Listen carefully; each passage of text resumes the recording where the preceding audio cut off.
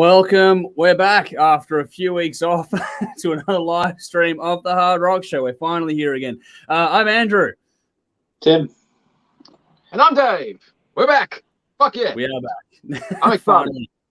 Apologies for the last few weeks. It's all entirely at my end. It's just been an absolute shit show trying to get a lot of things done behind the scenes. It's that time of year we were talking about it before we went live that, yeah, basically between now and March, for all of us, it goes a bit sort of harebrained and crazy. So wish us all luck. We'll try and do as much as we can between now and the end of the year. I'm just quietly blown away that it's week 40 of the year. So out of 52 or 53 weeks, depending how you look at it, it's week 40 now. So it's almost Halloween, which means Christmas is right around the corner as well. And, yeah, silly season is here. So hopefully you're all keeping well out there, people. Tonight we're going to be talking about the latest from Ozzy Osbourne, Megadeth, Parkway Drive Stratovarius. We're going to do a bit of underrated, overrated as well. Have a hot topic to discuss, which has been doing the rounds again, which is to do with minimum payment for local band stuff as well. But there's heaps to go through as always. Make sure you like, follow, subscribe, follow us. All the details for us are in the description box. Same thing for our fantastic sponsors. A big thank you to Squidding, Scrimping, Alt Cult, and Rockstar Finance. Please find them, give them a follow as well. And if you want to help us out, our Patreon details are there as well. Everything you need to know is in the comment or the description box, I should say. Make sure you get in the comments, say hello to us, or give us your thoughts as we go along through things.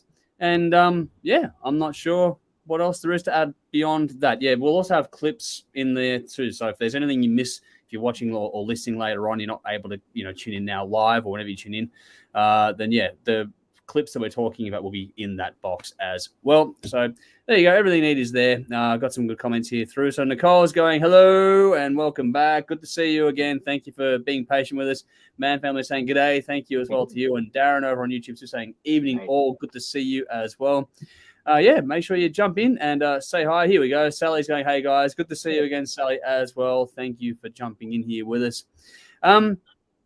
But it's been a busy few weeks, but let's do the round. So, Tim, how have you been? Yeah, I've been pretty good, actually. So I've been playing a fair bit. I have a second dog now, so I've been working with them. So and they've settled in really well, so everything's going very, very, very swimmingly. Nice. At my end. Cool. How about you then, Dave? Oh, it's been insane. I've been totally murdered at work. Yeah. For those who don't know, I manufacture cosmetic wax that ladies use to get hair off certain parts of their anatomy. And as soon as it gets warm, it's like, holy shit, that hair shouldn't be there. Let's go fucking nuts. And we've had orders from all over the world, like all the main ones, America, Dubai, New Zealand. And my main guy quit a couple of months ago. So we were making do during the quiet period, during winter. And then the other woman that works in the factory that helps out with this, she had to resign due to health reasons. So I've got 2 new people this week that I'm training, all from scratch, and we still got a shitload of work to do. So, yeah, work's been fucking killing me. But, that's just work. As soon as I leave, that switches off. And everything else has been cool. It's been a cool couple of weeks. We had Father's Day a few weeks ago. So, got sport, got a new Metallica t-shirt, got a pair of Mockies, which I'm wearing now. They're so comfortable. Got a bottle of Jack Daniels, which is long gone. Long gone. That was a fun present. And what else have we done? We've had Cobra Kai season 5. Yeah, not as good as the previous 4 seasons, but still pretty fucking cool. It tied everything up. I don't know how they're going to do season 6, but yeah, it's a satisfying view. And what else? We had the 4-day weekend last week, which we made. We made as much use as we could. Thursday we had a barbecue with some friends, drinks, kids came over. Friday, what did we do Friday? Went to a fancy restaurant, living at large. Yeah, nice. All class and sophisticated. It's fucking cool. Drank wine instead of beer. Drank a lot of wine. That day we went to the show. We did the cheapskate gateway because if you go after 5, adults are only $25 and kids are free. Yeah. So Rory went on his first roller coaster, which he loved. Me and him were up the front. He's like, "This is the best thing ever." Jade's up the back, cool. Freaking out. They're so different. Rory loved it. Jade hated it. Wow. But saw Constantino. Saw a band. Can't remember what they were called. They're all right. But yeah, we didn't do the motorcars this year. Pissed off about that. Always do the motorcars, even from when I was a kid. But no, not this year. And then Sunday we went for a Slurpee run. We were all fucked, so we walked up and grabbed the Slurpee. Yeah, made the most of it. Just had a lazy day on the Sunday, grabbed the Slurpee. But then, yeah, looking forward to Friday. Jade's still watching episodes of Stranger Things, so Nice. she's loving it.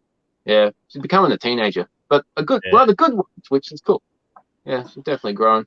Rory's taking up archery. He's becoming quite a good shot.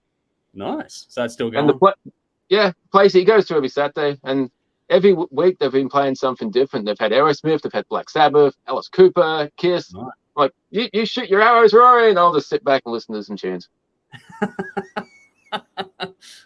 So, yeah, apart from getting swamped and murdered at work, life is good. Nice. All right. Got a few other comments here quickly before we jump into things. Samantha Gray-Jones, hiya. Good to see you. Thanks for joining us tonight. Chris saying, welcome back. Good to see you again, buddy, as well. Sally's passing on, says, Belle says, hey to everyone. She has to work. Still metal as fuck, though. Hey, Belle, hopefully you get to watch this whenever you get a chance to. Rowan, as always, with the horns. Here's a stranger. Brendan, what are you doing in the comments? You should be in the stream. Good to see you. Hopefully you're keeping well, buddy. And Rowan's gone, I went to a fancy restaurant tonight. It was called Nando's. So there we go. Nando's is fucking great. Nando's is the shit. Conrad's jumped in to say hi, guys. And you'll be seeing Conrad in the near future tonight, too, because he's going to be jumping in to join us when we discuss Megadeth coming up very, very shortly. Chris is saying, yo, fellas, so glad Thursday's shits and giggles session is back. Yes, we're here again. Brendan, my dog ate my homework. Okay, we'll give you a pass for Dusty. All right. For me, apart from just generalized madness, it's just been nonstop birthdays and family functions and just nonstop craziness. Work's exploded because we print grand final stuff. So we worked, from midnight till 7 in the morning. A few of us did a split shift on stuff to get things done for the Sunday, for family day and all that sort of stuff. So that was fun on Sunday, not. Aside from all that, everything's pretty good, actually, just apart from being flat out, absolutely mentally flat out. But, yeah, one of our dogs, old girl Nala, had to go through some pretty interesting surgery on her leg to remove some nasty stuff. And surprisingly, for a 12-year-old Great Dane, she's bounced back incredibly well from the surgery. So it's actually like it's taken some, years off of her life in the good way kind of thing. She's actually carrying on like she's a bit younger again. So it's all of it's astounded how well she's recovering. So that's good news all around. We're happy days on that one. But, yeah, that's about it. It's just been looking after that. And we had a planned week off. We had said that beforehand. We're going to plan a week off because Jody and I went away to Perth for the first time, actually, ever. It was a thing where we decided we're not going to talk to anyone. We're not going to do anything. We turned our phones off and just sort of unplugged from the entire world and just actually went to this quiet little corner, did some, culinary stuff and some wineries and some breweries and found some awesome gin and some mead and some other stuff. And yeah, it was, it was a whole lot of entertainment in that regard. So that was a lot of fun for us. So that was, I had a nice week off and then just come back to madness. And it's like, wish I could have the week off now to recover from what I've just gone through. But everything's good. It's, small complaints in the grand scheme of things. Everything's pretty good overall. We're actually just mostly happy that Nala, our dogs, pulled through everything okay. That's the biggest one of all, because that's one you can't get back when that goes pear-shaped. So we're just sort of managing her as she gets older now, which is just the way it is. Chris has gone, so it was a booze holiday. Fuck, yes, it was. The ironic thing about it is, as a Collingwood supporter, I was watching Fremantle play Collingwood in Melbourne when I was in Western Australia. I don't know how the fuck that worked out, but just the stupidity of the timing on that one was an interesting one. But, everything went well for that game anyway. It was just the week after that didn't go to plan. But, next year. We'll see what happens next year. All right, let's do the releases. Let's get on to that. So, coming up, actually, no, before we do that, we should do a quick little bit of random news. We haven't touched on this on a stream. We did do a post on it. I just wanted to pass on condolences to the family and friends of David Anderson and his bandmates as well from Soulwork and Night Flight Orchestra. That was a bit of a shock to hear that one coming out of the blue, and I'm a fan of both bands, so it was a bit of a doozy. Either of you, Tim, let's start with you. Any thoughts you wanted to say on that one there quickly, or? Just hope the family, friends, bandmates, everyone's doing okay. Yeah, very, very young as well, so I think that sucks. Never a good thing. What about you, Dave? Anything there? Yeah, I'll echo what Tim said. I like the last Soilwork album. That was really good. That was released this year. But I avoid Night Flight Orchestra like the plague. Yes. It always sucks when someone young is no longer with us. So condolences to his family, friends, and bandmates. Yeah.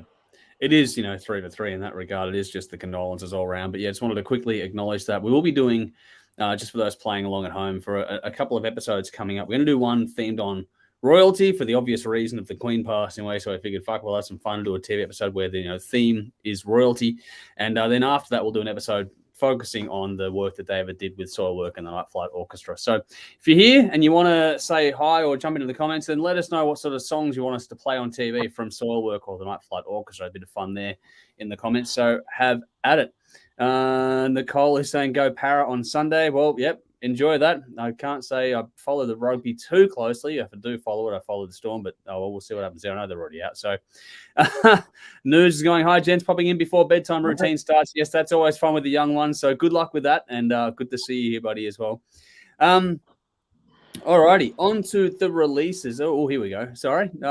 Vinny Vincent's here saying, welcome back, lads. Last time you were on, I used to be the Queen's ring. Now we're left to kiss Charlie's. Well, yeah, that's a bit of an interesting one, though. Yeah, the world has changed since we were here last. But anyway, the music is still coming thick and fast, though. So coming out tomorrow, we have a little list here. We've got Ace Felix, I think it's pronounced, with Theophantology. Alice Cooper has Live from the AstroTurf. Autopsy with Morbidity Triumphant. Blitzkrieg are releasing Complete Recordings Volume 1, 1980 through 1988.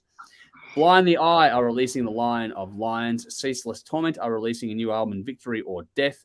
City of Caterpillar are releasing their new one with Mystic Sisters. Darkest Era have a new one with Wither on the Vine. Dark Forest have a new EP coming out called Ridge and Furrow. The Dead Daisies, a band that people either love or hate, depending on how you view things. They're releasing their new album, Radiance. Diamond Head have a re-release of Lightning to the Nations, which is a fantastic album anyway. Dropkick Murphys have a new one. This is going to be, actually, this is kind of fitting for everything going on in the world at the moment. This Machine Still Kills Fascists is the name of the album. Drowning Pool have a new one as well called Strike and Nerve. Lost Society, If the Sky Came Down. Now, Tim, I think you're a fan of Lost Society, if I'm correct. Everyone here should be a fan of Lost Society. If you don't know them, they are a throwback thrash band. Nice. A few more there. We got Lost Society with If the Sky Came Down.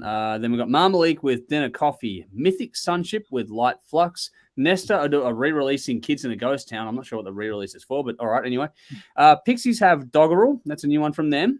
Rage are Spreading the Plague. It's a new EP from them. Raven are releasing Leave 'Em Bleeding. Scarlet Dawn have Queen of Broken Dreams. Slipknot, the mighty Slipknot, are finally releasing The End So Far. Sonata Arctica have Acoustic Adventures Volume 2. We have also Strigoi with Viscera, Tankard with Pavlov's Dogs, and Trauma with Awakening. That is the release list for tomorrow. So, Tim, go through and let us know what you're most keen to check out. Yeah, I'm sure I know Ali Pavlov's Dogs just based on the spelling of dogs. For those playing at home, it's DAWGS. Yeah. Yeah. Look, obviously, as you mentioned before, Lost Society is great band.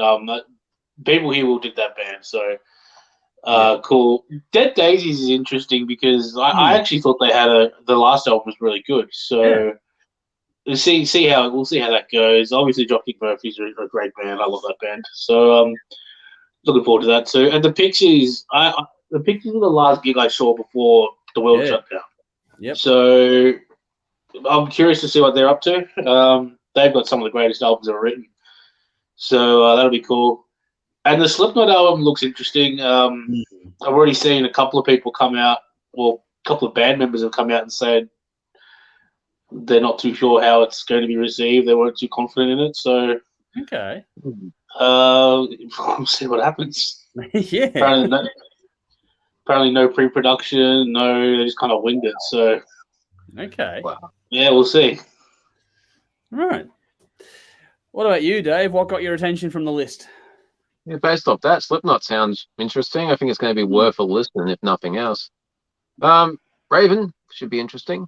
Yeah, they're Alice Cooper, definitely. And live album, but Alice is always good, so that'd be cool to hear. Sonata Arctica, The Acoustic Adventures Volume 2. They're an interesting band. Don't like all their stuff, but it's weird. I either love some of their stuff or some stuff is just not for me. So this will be interesting. And there was one more there. Oh, Dead Daisies. You know, I'm one of those people that don't love or hate the band, but they're listen, so I'll give them a listen. Yep. There's pretty much echoing everyone there. So Alice Cooper, Dead Daisies. I actually do like what they've done for the most part. I think they've done a pretty good job overall. It is, the hired gun band and all that kind of stuff, but they do write good tunes. So, well done to all involved, generally speaking. I haven't checked that much from this album yet. I haven't really gotten to the singles or anything, but just generally speaking, they've been consistently good over the duration. Dropkick Murphys are always fun, so I'm always looking forward to more from them. Same with Drowning Pool. There's always a bit of fun with that too. The Nesta re-release of Kids in the Ghost Town's got me stumped. I don't know why. Last year. Why do you re-release an album from last year? It makes no sense. They might be starting touring again. Sorry? They might just be catching up on the touring now. Yeah, true. Very possible. So, yeah. Ceaseless Torment, they're a Finnish thrash band. They're not bad for what I've heard of that one pretty quickly. But also, Slipknot, obviously. Now, I'm more intrigued now what Tim has told me about it. But again, they're musicians, Both Jim Root and Clown have said that. Okay. So, yeah, we'll see what happens. Cool. The last album was one of the best albums I've ever heard. So was good. We'll see. Yeah. I am keen on checking out Sonata Arctica because what I have heard of the acoustic stuff they've done has been very, very cool. Well done so far. So that's on the list too for me. And also Tankard. How could you not with Pavlov's dogs? But dogs, I should say. But that's definitely one to go and check out. So, but there's heaps there. Let us know what you're keen to check out there. Shout out to Coolio. Yeah, shout out to Coolio too. Sorry, in that title. Yeah. Not our wheelhouse, but it's always, again, it's another one of those things where it's just, for a lot of us, that song Gangsta's Paradise was the soundtrack for how long? That was all over radio. Dave? Yeah, Gangsta's Paradise. What's the other one? I don't know. I knew one. I like Weird Al Yankovic. Fantastic Voyage. Yeah, no. He was Kwanzaa Butt in Futurama. Yeah. Wow. He was originally supposed to play the Scarecrow in Batman in the 90s. He's not going to do that. Yeah. He had a cooking show. He wanted to have one of the first YouTube cooking shows called Cooking with Coolio. Yeah, this is like pre-Google YouTube, like 15 years ago. So yeah, he's a bit of a dude. Yeah. All fun and jokes aside, condolences to his family and friends in that regard. It's never good news to that broke really quickly today. Don't know any circumstances or particulars about it, and he wasn't that old either. So 59. Yeah, so condolences all around on that one. So just while we're doing that sort of stuff, not necessarily our wheelhouse, but you got to give respect where due for people that are talented at what they do. So there we go with that one. But again, let us know what you're looking forward to in the comments, people. Darren says Lost Society Rock. So there's one for you, Tim. Sally is saying Slipknot for me, number 8. I love everything I've heard so far. There we go. Vinny says, I've never been able to get into Lipsnot. Felt too harsh to my ears. Well, then we'll see what happens with this one. But Chris says Coolio was serious quality. I've seen some quotes kicking around from him today, actually. It makes you sort of reevaluate what you think. Because I haven't paid close attention, obviously. It's not my thing. But just when you see some quotes that are kicking around. And it was to do with because Dave mentioned the Weird Al one. The Army Weird Al Paradise. Yeah. And apparently, I don't know the details, but apparently Coolio got a bit hot about that one and went off his dial and made a few statements. And he was saying, years later, he completely admitted that he was in the wrong and wished that people around him had sort of told him to cool his jets and pull his head in a bit. So, it's one of those things where, he made a comment saying it takes a real man to actually stand up and say, yes, I was wrong, and completely own it without, equivocation. So sort of, he even made the statement, I think, in the quote that I saw where, he felt like it made people look at him as less intelligent than he actually is as well. So there we go. It shows to me, who didn't follow him, a lot more awareness and intelligence. Not that I didn't think he was intelligent or that, but just shows you just how you don't really, if you don't pay attention, you might, see some cool things sort of slip through the cracks. That's a pretty cool statement to make in general, but there we go. Didn't Weird Al always ask permission before he released the parody? It depends on... Depends, yeah. I don't know if he did. If the label has the rights, then they're not going to ask for anyone for shit. Yeah, I thought just that was the type of person Weird Al was. If he would always ask the artist permission before he dropped the song. He might have reached out and thought he was talking to the artist, but just got the okay from management. I don't know. Yeah. You know? Who knows? I don't know the details of it. But yeah, bit of an interesting one. But on that, Brendan's gone, getting covered by Weird Al is the ultimate compliment. Yes, I completely agree with that. That's why there's no video to the one he covered from Eminem. I can't remember the fucking song, but yeah, the song was okay to do, but then Eminem cracked the shits and wouldn't let him release the video for that song. Okay. No. Yeah. I don't know if it was Whip Out Me. He covered some Eminem song. I don't know. Fucking. The best video is White and Nerdy.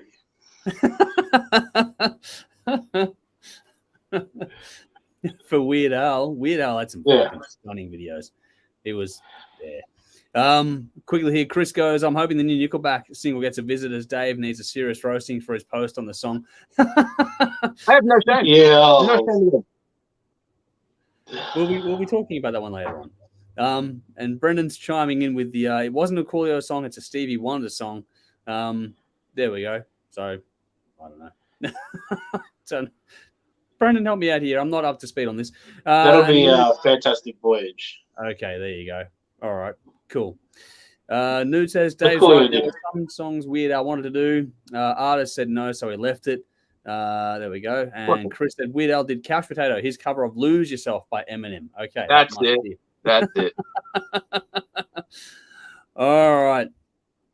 Okay. Let's do this. Let's get into the hot topic because I'm trying to remember.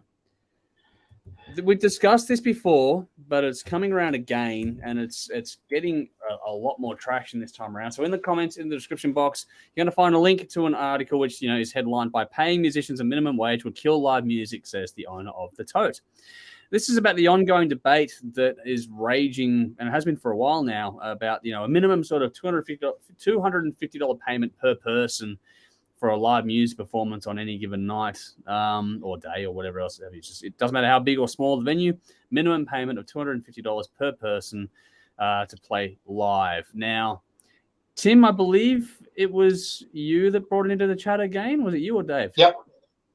All right. Yeah. So, Tim, kick us off. Your thoughts, because you're the one acting as well. Let's kick this off by saying let's do a quick Google on the owner of the tote. And some of their payment practices in the past. Moving on. So it's not a surprise that he's complaining about having to open his purse strings a tiny bit. Yeah.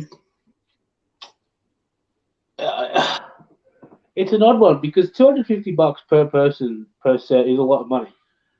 So for Orange, that would be $1,250, for a 45-minute set, which. Don't get me wrong, would be nice. We'd play 5 times a week if that were the case. I'd quit my job. Yeah. But having said that, are we drawing that kind of money? I don't think so. Having said that, I think bands are really underpaid for what they do, in the sense that you'd be surprised how much money some bars can bring in some night. And at the same time, I think this is the thing. Like, I was thinking about this the other day. I'm not going to name the venue, but Saints played in Sydney once, and we'd agreed a payment beforehand before going up. We went up and played, and then on the night they were just like, "Yeah, nah, we're not paying you to make enough money on the night." And they said they'd made like $4,000 on the night. Wow. And we were like, well, what the fuck? I was thinking about it on the night. You couldn't slip us $100 for petrol or something. Yeah. But I was thinking about it on the way home, and it was just like the venues, it's not Frankie's. Just putting it out there. Yeah. But it is 2 kilometers from the CBD in Sydney, in eastern suburb, and there's how much do you reckon their rent is? In Sydney, especially. Yeah, and they're making one big night a week. And that was probably it. Granted, they definitely could have afforded to pay us. But whether or not they'd had a few quiet weeks previously and were behind on shit. I don't know. So, I understand there's a balance that's trying to be found, but I do think, people could probably afford to slip us a few extra coinage every now and then. Yeah. But $250 per person per act does seem a little steep for some, because we're not drawing that kind of money. Yeah, it's an interesting discussion. Dave, anything you want to add there? Yeah, haven't you heard? Do it for exposure. Do it because you love it. That's probably great when you're a beginning band, if you're 20 years old. But how many bands have come and gone just in the last 10 years that we've been doing this? It's just not sustainable to do it because you love it. Sooner or later, life comes along and you have to find an income to support yourself. To buy food, to pay the bills, to pay petrol, to maintain your instruments, multiple things. Long past the days where Talent Scout's going to rock up and see your band, sign you to a development deal and work with you until album number 6 and you'll get a fucking hit song. It's not going to happen anymore. So bands will come along, they'll play for a few years, record a few albums, and then sadly they'll just have to pack it in. And it happens a lot. It's very common. Some will stand the test of time, but the amount of bands I've seen come and go, they're just like, fuck, that is tragic, because these guys they had a hell of a lot of potential. But you do a job, you get paid. You provide a service, you get paid. Bands bring people to the venues. People go to a venue, see the band, they'll drink. They enjoy the band, they'll drink a lot more. They spend a lot more money drinking. I can drink at home for a lot cheaper. I can have a barbecue, I can have some friends over, I can put a CD on and listen to Spotify, and it's a cheaper night. And it's becoming more common because cost of living's going up. So what's going to entice me to actually go to see live music? That's the bands that I like. So if you're a pub, I think your patronage would be down. You go out for a meal, go out to have a drink. That might be happening. Go and see a live band and get all that as well. It's a cool package. But it's the band that's doing the work. So they should get something. I don't know if $250 per member. As Tim said, that's probably a bit steep, but something needs to be in place. Guaranteed percentage of the door or something that makes it worthwhile that the band's putting in all this effort. Because doing it because you love it, you can just be a home recording artist and get your music out on Spotify. Or just start streaming from your garage, because that's going to become more and more common. There's no need for bands. Bands don't need venues anymore. Venues need bands. So the whole idea of live music is shifting. So more and more bands can just live stream. You got Twitch, where people are gaming. That's going to become more common for bands, I reckon, in the next 5 years. So you can just interact with your audience. They can viewers can throw some coinage at the band as they're playing. So the whole thing. We saw that a lot during the pandemic. Yeah, exactly. Yeah, we did. Yeah. And people see how easy it is to do. It's really not hard to put that together. No. We learned how to do it on the fly. So. But I who the hell am I? I've never played in a live band. I don't know how it works. I've never run a pub. And I'm sure, like any business, you got to be sustainable to keep your business afloat. But don't screw the bands. They've been fucked over left, right, and center more often than not these days. So people deserve to get paid for what they do. I'm gonna try and take something of a centrist argument to this one. I am hoping that the push for this is, the $250 per person is like the outside measurement, and you start to negotiate back from the extreme kind of thing. That's what I'm hoping for, because that's what I would figure. Yeah, I can imagine a world where a band might get $200 to $250 kind of thing at a pub gig kind of thing, but not the individuals in the band. I don't know. I don't know how the figures all balance out. But I also think that this sort of concept, this minimum payment for this sort of stuff, should be chipped in by the government as well. There's a case we made for supporting the arts, for supporting the culture of, live music and that sort of thing. So if you want venues to stay afloat, don't forget, venues and bands have all taken probably the biggest hit over the course of the pandemic. So it's hard for everyone to sort of get back on their feet. I can see the merit in the argument. If you do a job, you should get paid. At the same time, I'm not sure. I don't know what it's supply and demand. That's the thing. Our economy is based on how many people want the product, and the price being set based on that. And not to put people down or anything, but I mean, if you play a gig and there's 2 people there, then there's 2 people there. Well, that's the thing. I mean, when we were booking, we've done weekly bookings and monthly bookings in different venues, just us doing what we do here. And some nights were great. Some nights were fucking terrible. That was just the reality of the beast. Who knows what else. But that's the reality of, promoting as well, is that it's hard. Some nights are great. Some nights not so great. You'll be surprised how often you think you got a great day. You put together a great lineup and there's 50 great lineups on the same night. Yeah. And for 2 months prior or 2 months afterwards, there's fuck all because everyone's playing on the same night. Yeah. It happens a lot. So, it's hard, and I get it. But this is where the other thing is too, the other distinction to make is we're talking about originals, we're talking about covers. Well, that's the thing too here, and because an originals band, if you're playing, Orange playing on Saturday is 5 bands on a lineup. That turns out to be quite a fair bit of coin. Yeah. That $250 per person. Yeah. If you're an originals band or a covers band, probably got 1 band playing 3 1-hour sets. Yeah.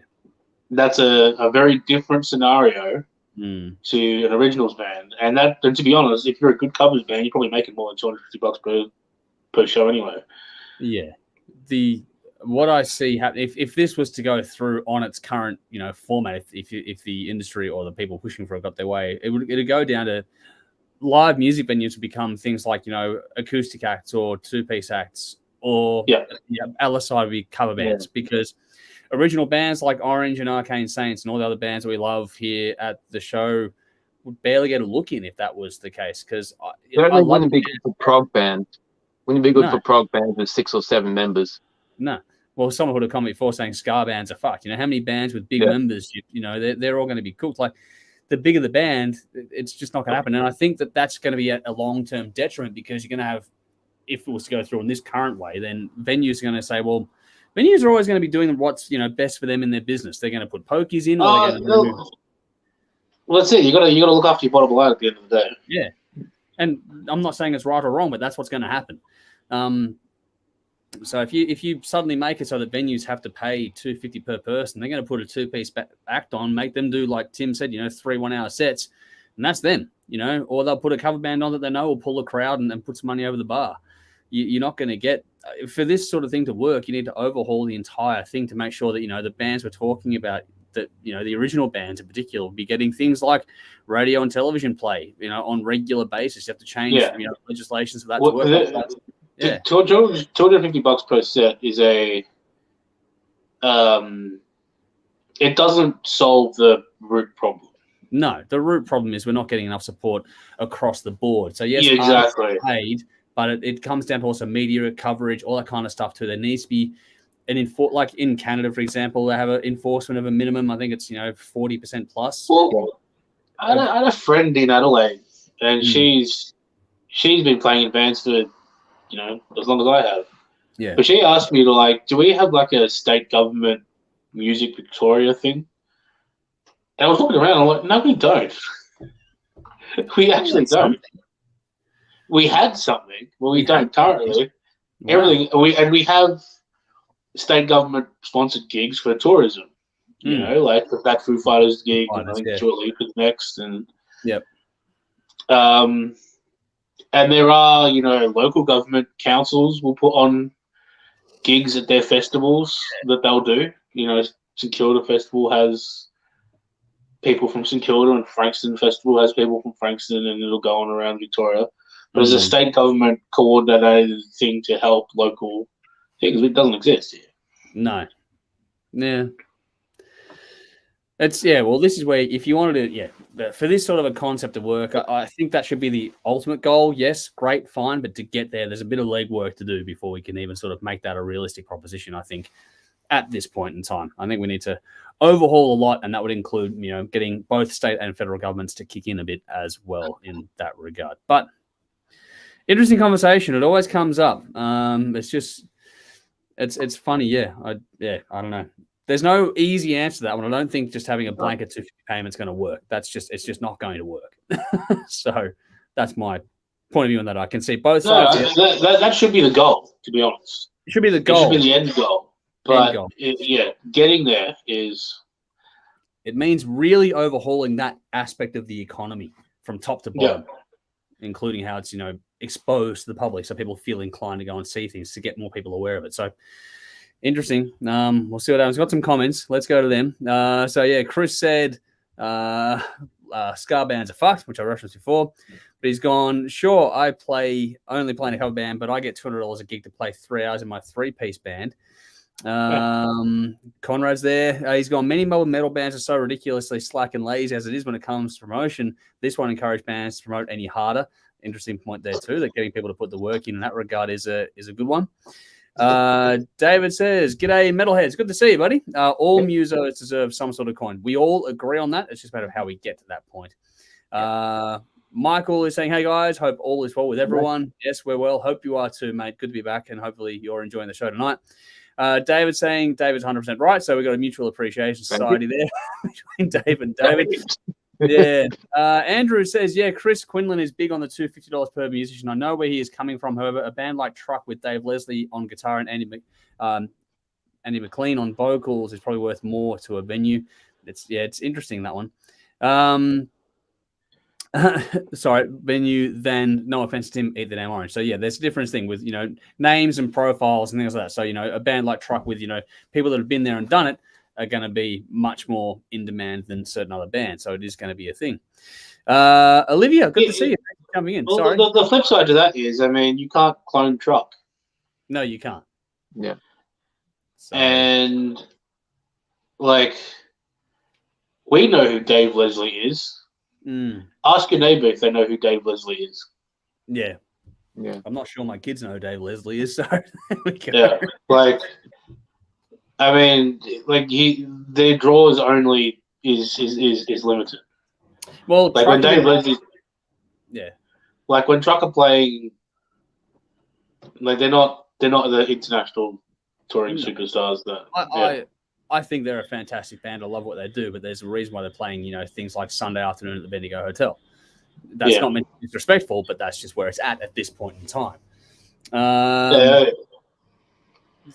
Olivia says, sorry, good to see you, Olivia. Thanks for jumping in. 100%, I think a percentage of earnings from the overall night and ticket sales would be a lot more fair than $250 per person on both ends. That's a more pro rata. That can go either way as well, because, I've done plenty of gigs like that as well. And that's how the Bendy used to pay. That's how Swamplands used to pay. That's all that. And some nights can be great, but some crowds don't drink.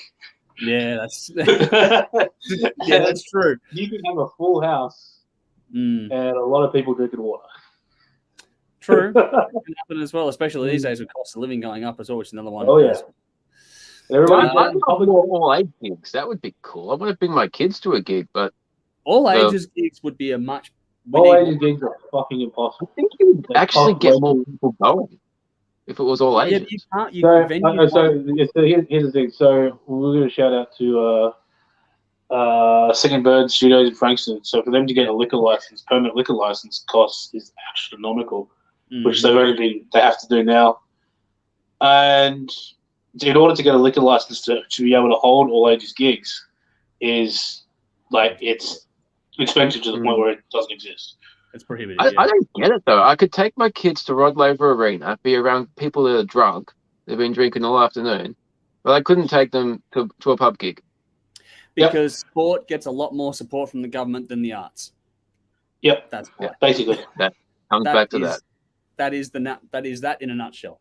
In this country, sport rules. So there we have it.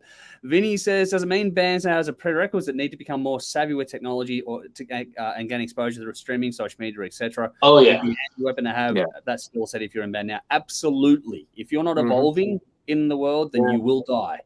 Very more live streams, more stream your gig from your garage. Yeah. Bands do it now, even though we're not in lockdown. Document everything and release it. Just seriously. Yeah. Film as much as you can and release it. Keep things going. More content. Yep. It's funny, we're coming off of a massive break, but it's that's how you do it. That's how you win. Just grind it. Chris also said supply and demand is the key here. There is simply just far less support for live music than there used to be. Demand is far less than in the past, so venues have had to adapt to make it work for their demand, which is another case there too. It's just business shifting. Vinny says perhaps live music is a shot in the arm. We have our own Woodstock 99. Well, we would love to see that happen anytime soon. That'd be fantastic. Brendan says, I saw that documentary. That'd be fun. Brendan, you're welcome to bore us with your opinion. So go for it. You can get the link. Jump in if you want. So Gear says, hello, Vikings. Soon next single from the album Shadowhunter coming out. Attitude Worldwide. Have a premiere radio next week worldwide. Awesome. Well, here we go. Conrad, I know you're sitting in the waiting room. We'll get you in soon, but we've got a friend here. We're going to do this one. But just quickly, a couple of comments here. Nicole says, never heard of Truck. Go and check them out, Nicole. We'll share some links. Truck are very good. Real good band. Very, very good.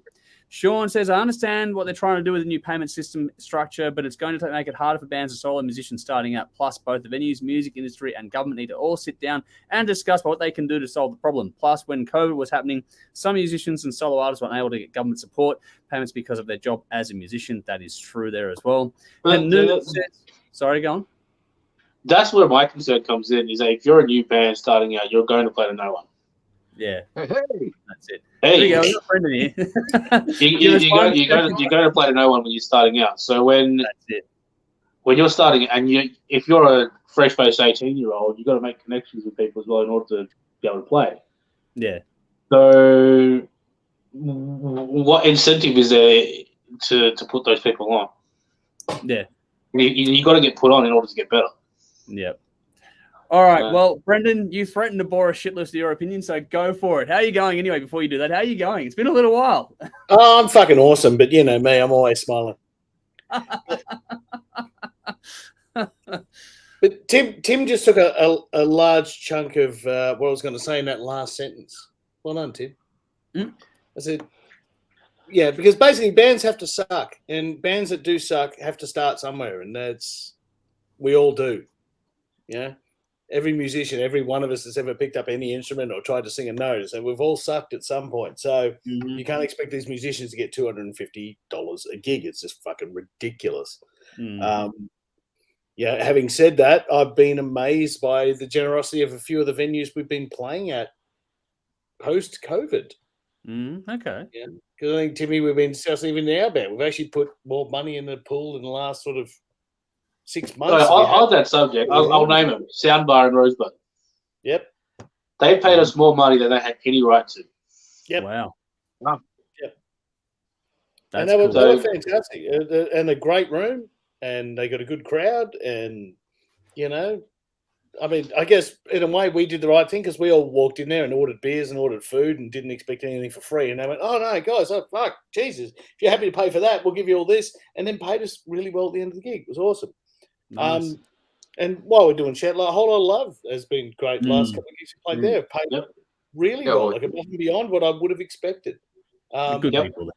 But having said that, nowhere near $250 per musician, because it's just not feasible. And the whole idea of the government, state or federal chipping into venues it's unrealistic, because what will happen is what happened with the last sort of government handouts, where they give a whole bunch of money that's supposed to go to the arts, and we end up paying Foo Fighters more money. Well, fucking wonderful. Like, nothing against Foo Fighters. They played an amazing gig, and from all accounts, everyone that went said it was fucking great. But that doesn't help anyone. Not long. Well, I'll tell you, there's one band that did help. Avalon Sniffers. and I hope, like, them in the chats are tearing it up at the moment, and I fucking love it. I'm sure Dave hates it, but that's okay. That'd be a great gig, though. I like the Bill and the Sniffers. Really? Yeah. Wow. Their album last year. It was good. I thought you would have hated that. But good. That's how good they are. Yeah. That's a good point, Tim. Yeah. But that aside, the only way the government, I think, can have any input is to sort of expand, the ABC and SBS and fucking, do this thing, give these bands more exposure, because the commercial networks aren't going to do it, because there is no thirst for rock music anymore. We know that. I mean, it's underground, but there's no mainstream thirst for it. Not at the moment. commercially. Here's the thing: I don't necessarily care about. Again, I was going to say I don't necessarily care about rock music, but if you help local music, rock music will be elevated automatically. Yeah. That's right. Yeah. Yeah, so it's not just rock music. You're dead right. It's local music at any level because even an artist like Tones and I that breaks through, there's a million starving artists that aren't. So something that's sort of elevated to make people want to go to the venues to see these bands because nothing else is going to do it. Other than exposure. So I think the money on government level has to go in, to that ABC and SBS. I think that's where it lies. And even when you go to any other bloody country that I've been to anyway, or at least westernized country, that's how it works. You go to the UK, it's the BBC. Germany, if there's bands playing in town, someone's promoting it. We all know it's not going to happen on your Triple M's and anything else stereo or whatever your genre might be. So it has to be there. Albanese seems to have a little bit of an appetite for it, so hell knows. Something may happen. I doubt it, but it might. Not first term, hopefully maybe second term kind of areas, if they can get through, but we'll see. He's leaned on it a little bit already. Okay. All right. I haven't been following that closely at the moment. Yeah, he did. Who did he go see? Oh, he's been at gigs in that. Same with Tony Burke. Tony Burke's always big on it as well. Yeah. But actually allowing their PR people to promote that, I think, is a start. Yeah, good point. Yeah. There's a long way from Kevin Rudd pretending to Powderfinger. Yeah. At least this one feels genuine, which is a big step in the right direction. Yeah, and it's a hell of a lot better than Scott Morrison pretending he can play the ukulele. The memes out of that were worth their weight in gold. That was the only good thing that came out of that. Fucking hell. Yeah. Oh wow. It's an interesting but that's where I think Brendan's got the point that I wanted to make before. I think that we need to expand things and not have it so that you actually fix the charters of the ABC, including Triple J and that, but also make it so ratings don't mean shit to those ones. They can just play whatever and actually have a standardized sort of thing. Okay, you play this much of this sort of thing, balance it out so everyone gets a fair shot. That'll be a lot better for everyone across the board and get some interesting people to host the shows and it'll do its thing.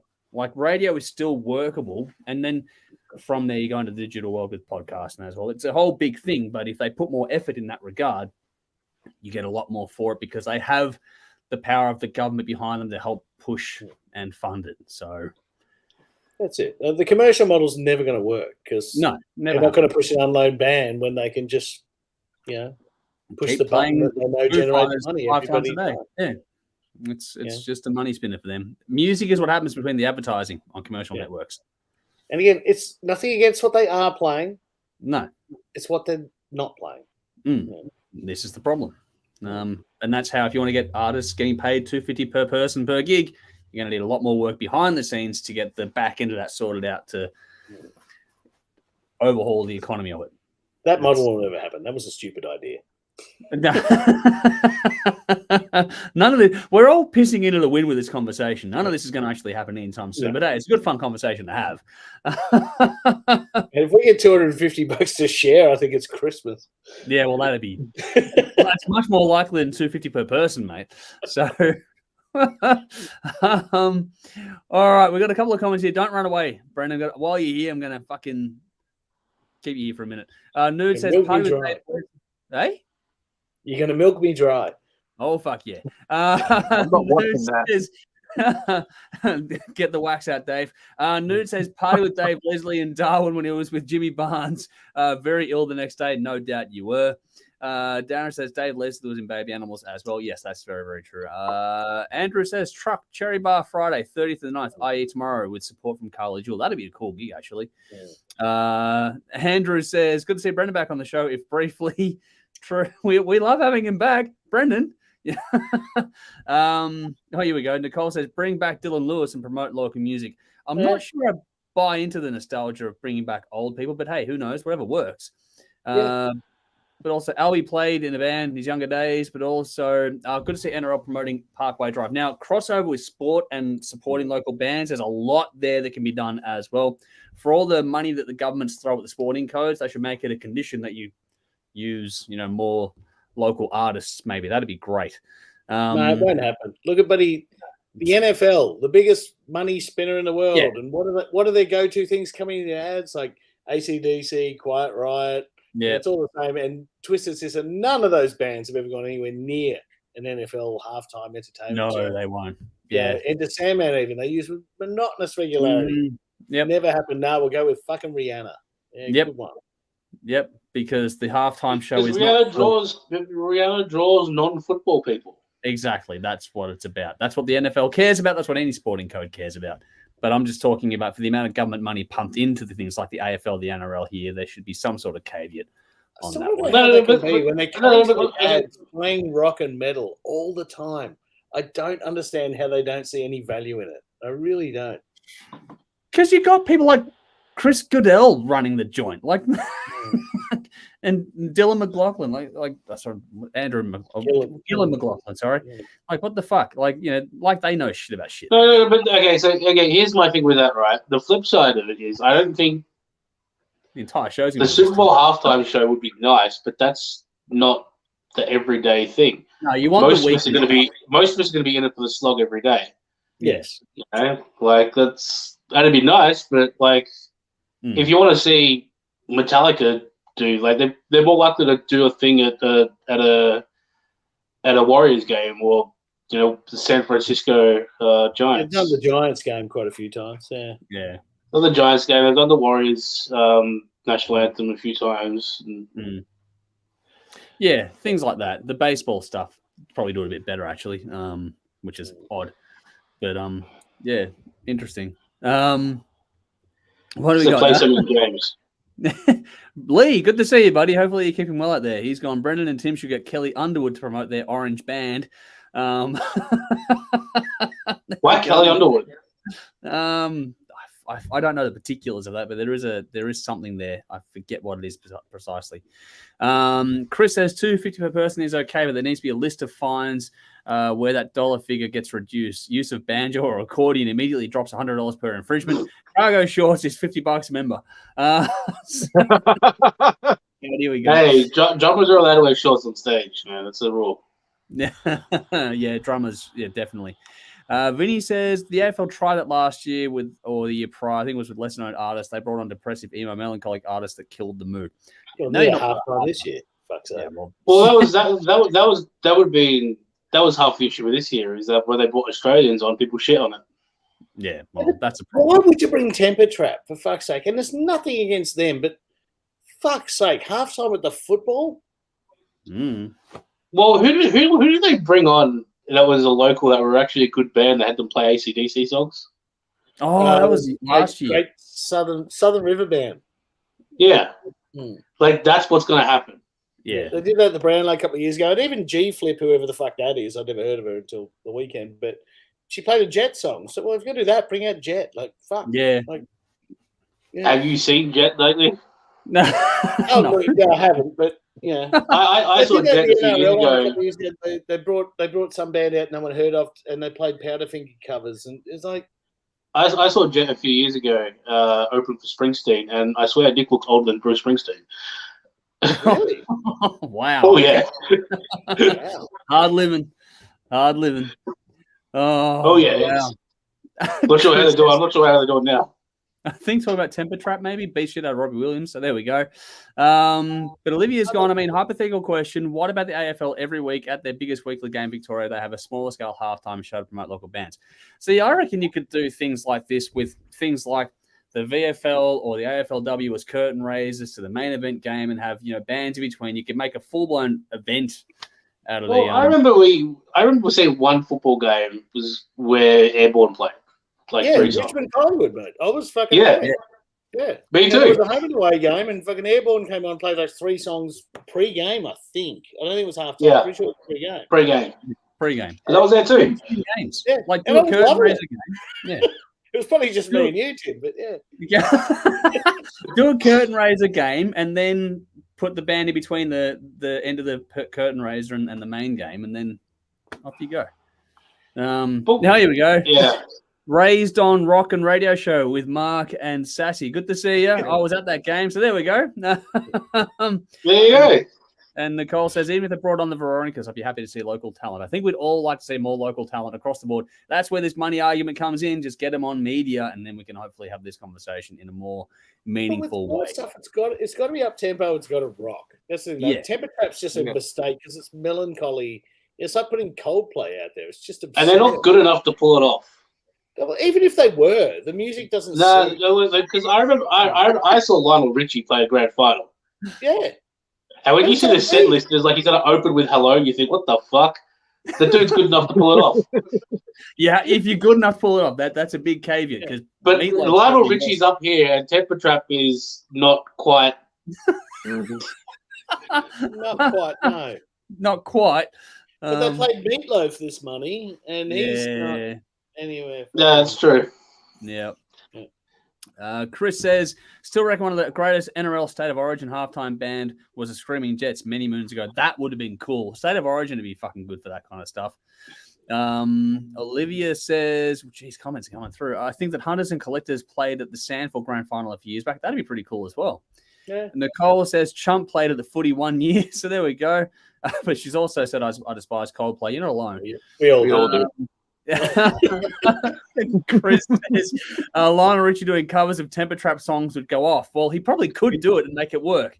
He'd do a better job. Yeah. He'd do it better than Temper Trap. Yeah. All right. We're going to be here all night. Let's do another topic here while we've got you, Brendan. Let's do a bit of overrated, underrated. I don't know if you've even paid attention to what this is all about this week, but we'll give you a minute to think. But the question put is this overrated, underrated, or about right? And that is acoustic versions of rock and metal tunes, be it either live or released as singles or EPs or albums. Just because, for example, Sonatic Arctica have their Acoustic Adventures Volume 2 coming out tomorrow. So what is this? Are they overrated or underrated to have, acoustic tracks out there? So, Tim, let's start with you. You're active in bands like Brendan is, but let's start with you, Tim. Overrated. Now. Overrated. Okay. Yes. Now, that is not to say that I don't like some acoustic covers of songs. Many for the right reasons. I thought Caesar did a great one of Bruised and Bloodied. Many for the wrong reasons. Go look at that Megadeth acoustic album we did a few months ago. But for the most part, I think they're a piece of shit. Because in order for an acoustic cover to work, it has to be a good song. You have to have the right drummer, and you have to have a great vocalist, and you have to be good at playing your instruments, and it has to be a good song. That's the key, because when you can't hide behind anything, and quite often bands get exposed. Okay, that's the first one. The second one, when we're talking about acoustic covers, now when this question was posed, I just assumed all acoustic covers. Right, so when we've all heard the rock and metal cover of some douchebag couple in a studio apartment, that sucks. And it's way too easy to do them, so completely overrated. Never do it. If there's a great hard rock song and a band pulls out an acoustic guitar mid-set to do that song acoustically, you're generally disappointed. Overrated. Okay. Had enough time to warm up, Brendan? Do you agree with Tim? Yes, I do. And I'll take you back to a dark evening. I think it was the Metallica on the Load tour. I'm pretty sure it was Load, where they played a bunch of songs that no one wanted to hear. And then they got together in a circle and did like an acoustic medley of all the songs we did want to hear. And it was so embarrassingly awful. And it's not to say they played them badly, but fuck me, I'm at a fucking Metallica concert. I don't want to hear a campfire version of Fight Fire with Fire. And they fucking did that. I'm not kidding. That fucking happened. So, wow. That's just one example of many. Now, it's not to say it can't be amazing. Of course it can. Like, I've heard acoustic versions of rock and metal songs that translate beautifully, but for the best part, I think some songs are written on acoustics and then you translate them to electric and it fucking comes to life and it takes a new life for itself and away it goes. And some go the other way. They get written electric and then come back and be acoustic. You generally find the sweet spot for most songs, and that's the one we're familiar with. Yeah. There are exceptions to the rule, but as a general rule, I would say overrated. Okay. Dave, about you? Oh, it's going to surprise no one. Underrated. I fucking love it. I think they're great. And for some similar reasons that you people hate it, because it exposes the musician, it exposes the songwriting. You can hear the subtle nuances in the composition. And in a lot of cases, it actually brings the vocals to the foreground because they're a lot more clear and they're a lot more haunting. And if you do change the tempo of a song, it can bring new life to it. A good example is All Within My Hands by Metallica. Now, a lot of people fucking hate Saint Anger. All Within My Hands is one of my favorite songs from Metallica, full stop. But that acoustic song they do is really fucking haunting. And it works really well slow. They've taken all the aggression out from the original and just made it based on its vocals. It works really well. But then you go back to like MTV Unplugged and something like Kiss Unplugged. And acoustic versions of Kiss songs, people suddenly realize, holy shit, Kiss are actually a good band. Take away the makeup and the smoke and the pyro and everything. Just listen to the song as they're composed, just honest performances with nothing to hide behind. And if a song sounds shit on acoustic guitar, it's a shit song. So I would have fucking loved to have heard Fight Fire with Fire acoustically. It sucks. Personally, I think the older I get, I'm becoming a boomer. I'm Gen X, but I identify with the fucking boomers simply because technology has fucked music. It has sucked all the fucking life out of it. You got fucking people that can't perform now because their laptop goes missing. Now strip it all down to its bare basics and just play your fucking instrument, have some human emotion behind it, and show us what you can do. And people want to do that with acoustic guitars and cover their own songs. I think it's great. Alice in Chains, Alice in Chains Unplugged, that's fucking brilliant. And there are some fantastic song choices and versions of those songs on that performance. And it's all down to Lane Stanley's vocals, Jerry Cantrell's vocals, and the guitar playing, and the drums and the bass. But, it's such a quiet, intimate setting, but those songs are heavy. You don't need a distortion pedal to make it heavy. Well, they played the right songs, though. You got to play the right songs, Yeah. But you could have done some of the heavier songs, and it still would have worked because they're a good band. It's the note choices and the chords that Alice in Chains used that gets the composition across. Most of their songs will transfer across to acoustic. Fine. You can play thrash on an acoustic guitar. It's possible. It's fucking hard in some cases. And you run out of frets when you're trying to solo, but it's possible. But yeah, give it a choice. Did you review the Megadeth album with us? I listened to it. I think the problem with that is it was badly recorded. It would have been great if you were there, but the recording was a fucking mess. It was bad. It's not great. Yeah. That one's not great. It's funny because we've got Megadeth coming up tonight. I'm gonna go underrated in the context. I'll put it to you in the way that I frame the question in my mind, and that is that I think it's great for bands to do this sort of stuff. You got to pick the right songs. You got to be good enough to do it. So I think that one, it makes artists focus on their craft a bit more, which is never a bad thing. But two, if you can pull it off and you can do it well, then it's extra content to release. If you've got an album that's kick ass, and then, I've listened to some albums where you sit there and go, okay, fuck, I'm curious about, I like hearing acoustic rearrangements and bands doing it because I like to see what they can do with it. Just as a curiosity thing. But so I think for me, there's a lot of people out there that would, in the content hungry environment, if you can do it well, and again, it forces you to improve your craft, then it's not really a bad thing to put out some acoustic stuff you've already done. One of my favorite little EPs is from Godsmack, actually. They've got an EP called The Other Side, which is them doing acoustic rearrangements of the heavier songs of theirs as well. And I think they fucking work brilliantly. They did a couple of new ones on that one too. So again, picking the right songs, much like what Kiss did, much like what Alice in Chains did, much like what even Nirvana did, going back to that classic, MTV Unplugged series. I think if you get the right songs and you do it well, I think it's great. It just, the mum and dad ones in their fucking garage. No, that's not what I'm talking about. I'm talking about artists doing, versions of their own songs. So rearrangements, that kind of stuff. And I'm not talking about, necessarily in the live setting. I just think in terms of, releasing it as a recorded track is more beneficial than live. But I don't mind also at the same time, Brendan, watching you guys when you did the acoustic gig for Eat the Damn Orange at Whole Lot of Love for us one night. That was cool. And I thought, Tash excelled. She's a fucking great singer anyway, but she excelled in that environment, in that style. So I think that there's, if you've got the people that can do it, then it's a great way to add another string to your bow. So I think that the caveat is you have to be good enough to do it, which I think is a good thing to try because it forces you to improve. But when it's done well, I think it's underrated. I think there's a lot more scope for it out there, and I personally would like to hear and see more of it personally. So we're 2 for 2 there. Hey, Conrad, give us a thumbs up if you want to jump in and give us your thoughts on this one as well, seeing as you're there. All right, we'll bring Conrad and see if he can break the tie for us. Hey, Conrad, how you going? G'day. Hey, Hi. Hi, man. How are you going?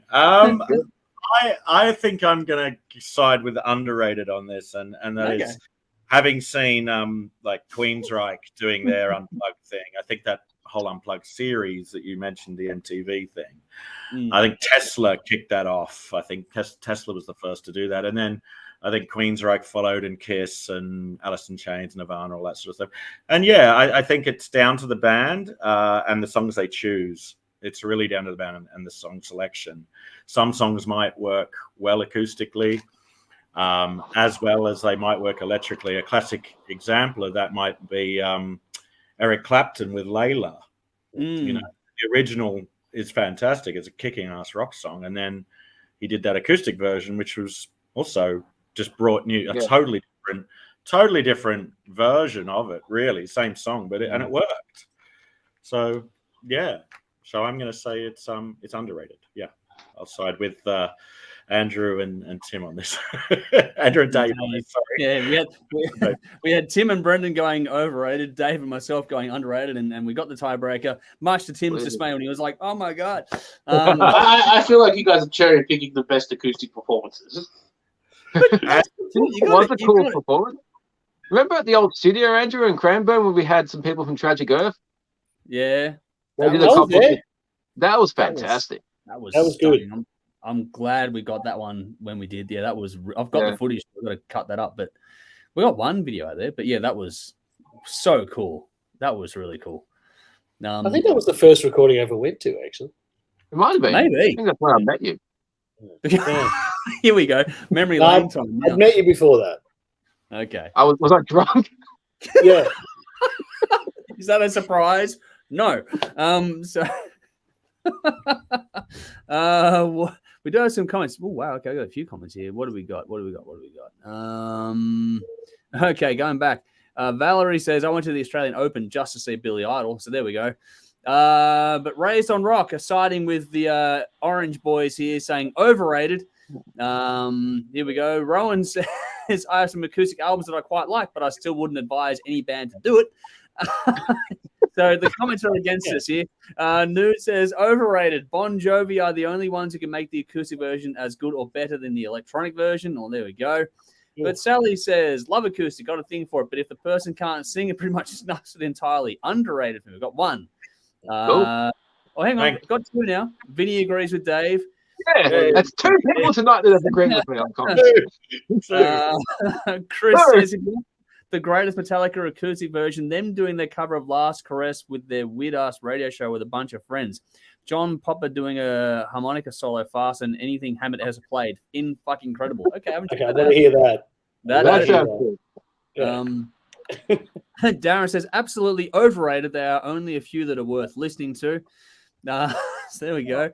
Michael says, I was photographing a gig at Stay Gold a few weeks ago, and one of the bands of the night had some members not take part due to illness, so therefore the singer and the guitarist in the acoustic set, it really worked for them. The crowd was still involved and interested. So there we go.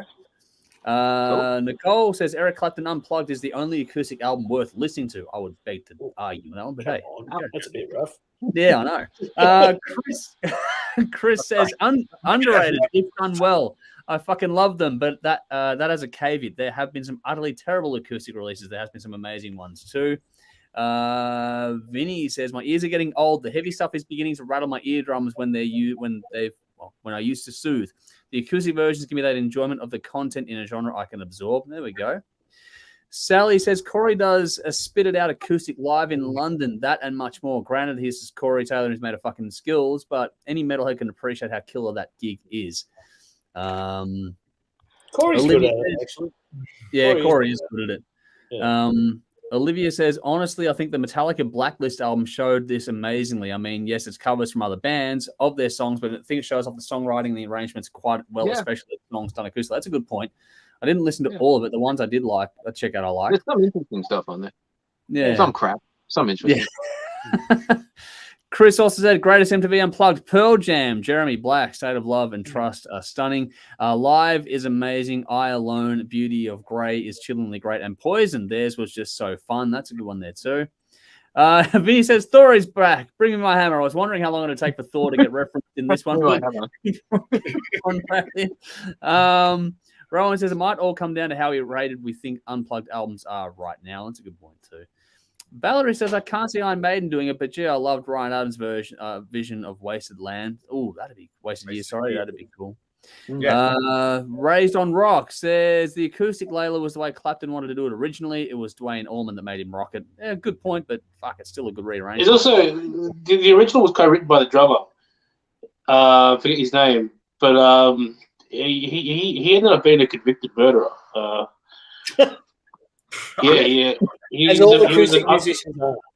Yeah, he was undiagnosed schizophrenic and committed a murder later on. He's actually the drummer that invented hip hop. The original Grandmaster Flash samples was his beats.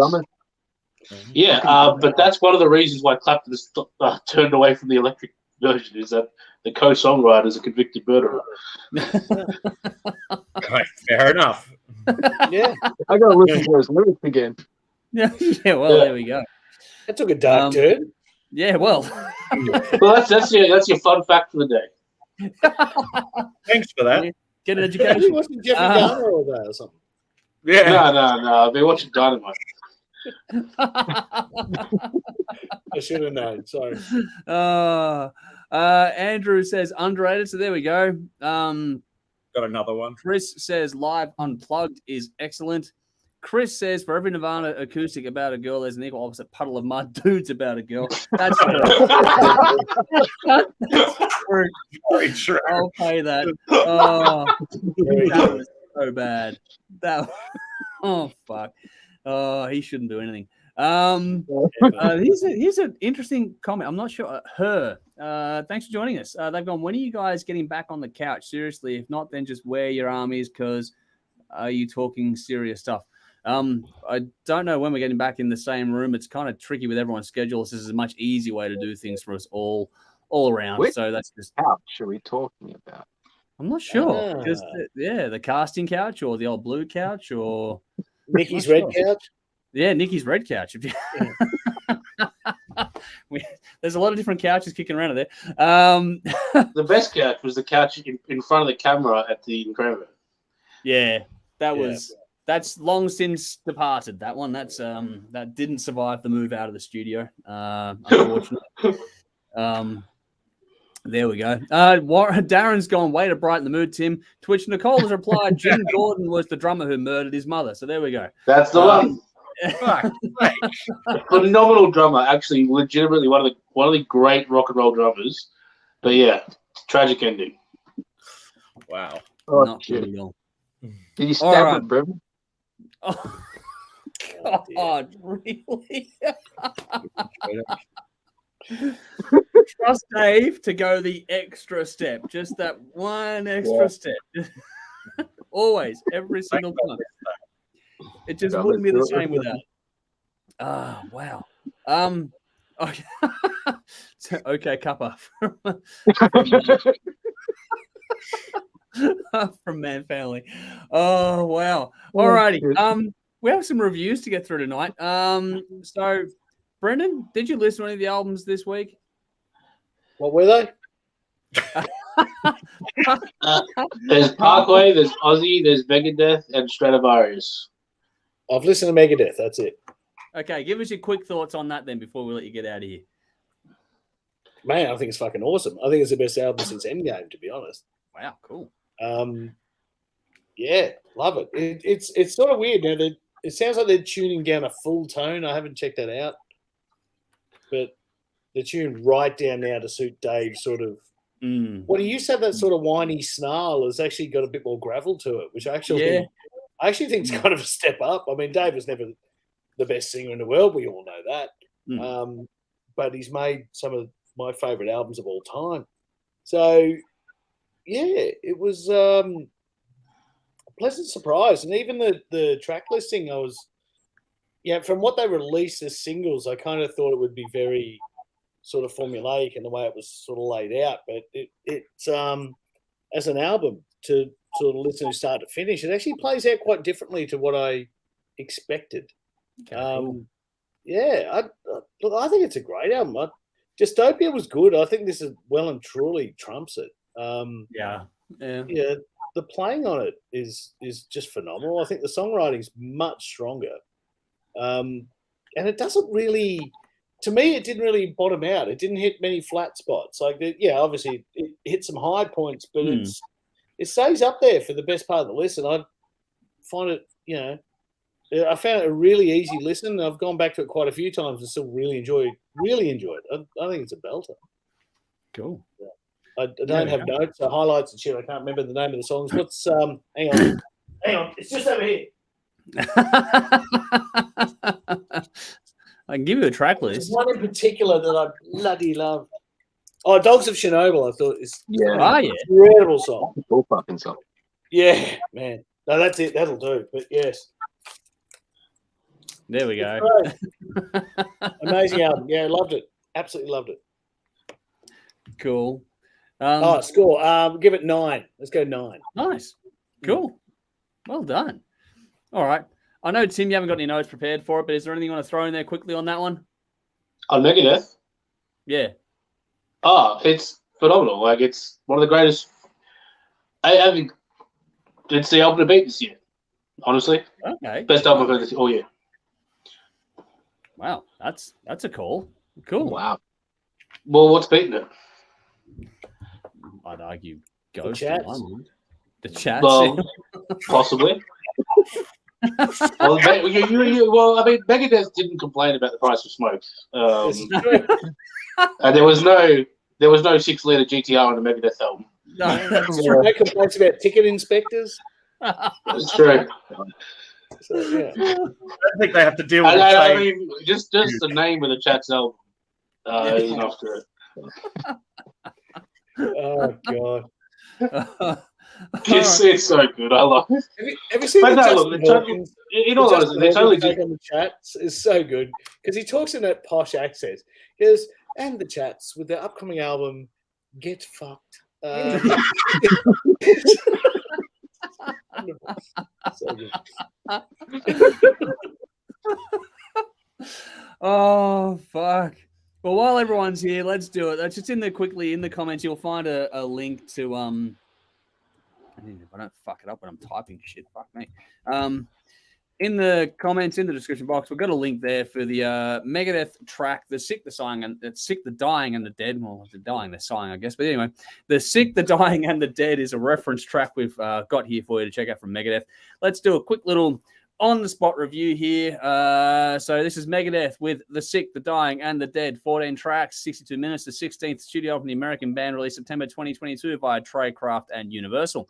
Produced by Dave Mustaine and Chris Rakestraw. 4 singles have been released, including We'll Be Back and Night Stalkers. There are 2 guest spots on this one, with Ice-T making the appearance on Night Stalkers, as well as Sammy Hagar on a cover of his own song with This Planet's on Fire. There's also a cover of Dead Kennedy's Police Truck on this one. The album took a while to make because Mustaine had some health issues, and there was significant lineup change with the band. This is the band's first album with Dirk Verboeren on drums. It's the second with guitarist Kik Allure. And due to the very public departure of Dave Ellison, the bass on this was performed by Testament's Steve DiGiorgio. So that's why there's so much going on this one. We've heard from 2 of us. Dave, let's throw to you now. Yeah, we all saw Dave Ellison's public departure, so I won't comment on that. We all know that shit.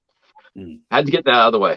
Okay, Dystopia was a fucking great album, and it's been a long wait, but they followed it up with another damn good fucking Megadeth album. This is exactly what you want from Megadeth. The singles were a good indication. And they certainly didn't fail with the rest of the album. Kicks off with a nice little sample with the "Bring Out Your Dead." Reminded me of that Stephen King "The Stand." Just Trash Can All Man. I could think of was Monty Python, unfortunately. Same. Yeah. Oh man, fuck! Now you just ruined the whole album for me. Nah, zero. I'm out of here.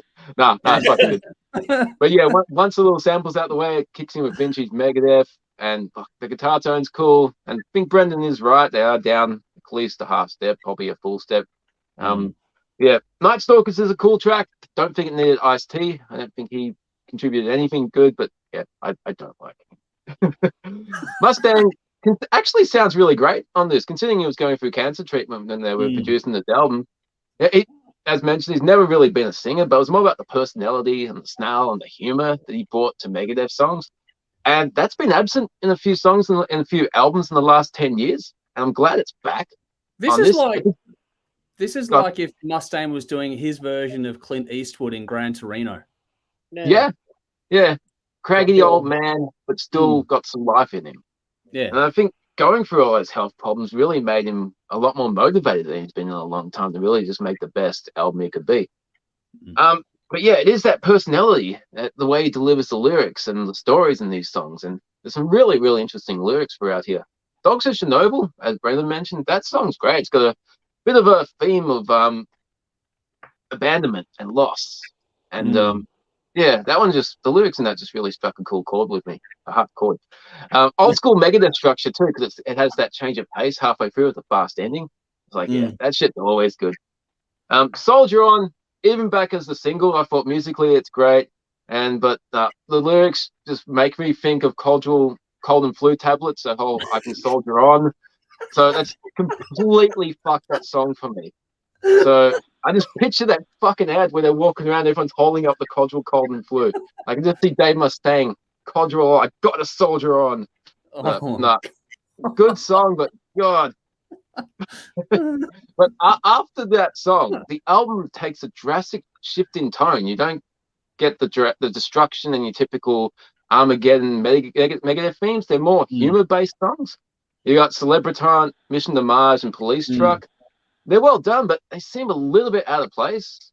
I mean, it was like they had a mission statement of making one of the heaviest Megadeth albums, and then they just chucked a few jokey songs on there. Mission to Mars in particular could have been a B-side. And I didn't realize until I checked it out, but the last two songs were actually digital bonuses. So the album actually ends 2 tracks earlier. It probably would have been better without those last two, because it just changed the tone a bit too much. Friend's going to check they it out. could, yeah. The vinyl ends with "We'll Be Back," so that's the way it's supposed to. Yeah, but on digital, you got the X1 and the Sammy Hagar one. So with just a little bit extra, it kind of fucked the ending for me. But the rest of the last, just the track flow at the end, just made it less than perfect. But I still gave it 9 out of 10. Obviously, the Stick the Dying of the Dead, it's fantastic. Dogs of Chernobyl would probably be my favorite song on it. Nice. Sacrifice Junkie and Killing Time are also awesome. Cool. Well, Conrad, we brought you in here to talk about this album in particular, so fire away. I've never had so many mixed emotions about a record before. I'm so torn. I don't know what to. I'm just, as a diehard fan for many years, this is. It's really mixed emotions on this one. I don't quite. Do I like it or not? Wow! All right. A lot. I've listened to it a lot, and today I listened to it before the show just to sort of try and connect and just think, do I like it? It is good. It is good. It's by no means what I was expecting. I think I was expecting a lot more than this, but I mean, look, it's blistering fucking guitar work. I mean, Kiko is just off the scale, and so's Dirk. I mean, Dirk is just phenomenal. It's just brilliant. Are they writing for a younger audience, maybe, to try and gain a younger audience? I don't know. Or is it me that's, as I'm getting older, I'm getting harder to impress? Maybe. I don't know. Maybe it's more likely that one. maybe it's me that's the difficult part, that I'm the problem. I've got the Skinner meme in my head now. It's not me. It's the children that are the problem, not me. So. hello me, it's the real. No, it's is it me? Yeah, it's. I think it's. I don't know. It might be that I'm just becoming more difficult to impress, perhaps, and wanting something more. I would have liked some longer songs with some slower sections, maybe longer songs with more sections, and some slower parts. I think this is a bit too much like Dystopia in that it's a similar speed. Most of the songs are the same sort of tempo, which is very quick. It's very fast and thrashy. If you like that, you'll love it. Just for me, I guess I wanted something, I guess a little bit more peaks and troughs, and I guess a bit more of a journey, and maybe some slower stuff on there with some more time changes. So maybe I'm just a difficult fucker to impress. Perhaps that's it. But no, it's kick-ass. It's by no means it's shit at all. I would like to see Max Norman come back as a producer. Yeah, he could do, because I think this producer, I know he did the Parkway Drive record as well. Did he do this one that you're about to say produce? I'll check out in a second. I think it's the same guy that did Parkway Drive. And I think it sounds perhaps a little bit probably too much in the same vein as Dystopia, and I would have liked to have had maybe Max Norman back on board and see what he could do with the band.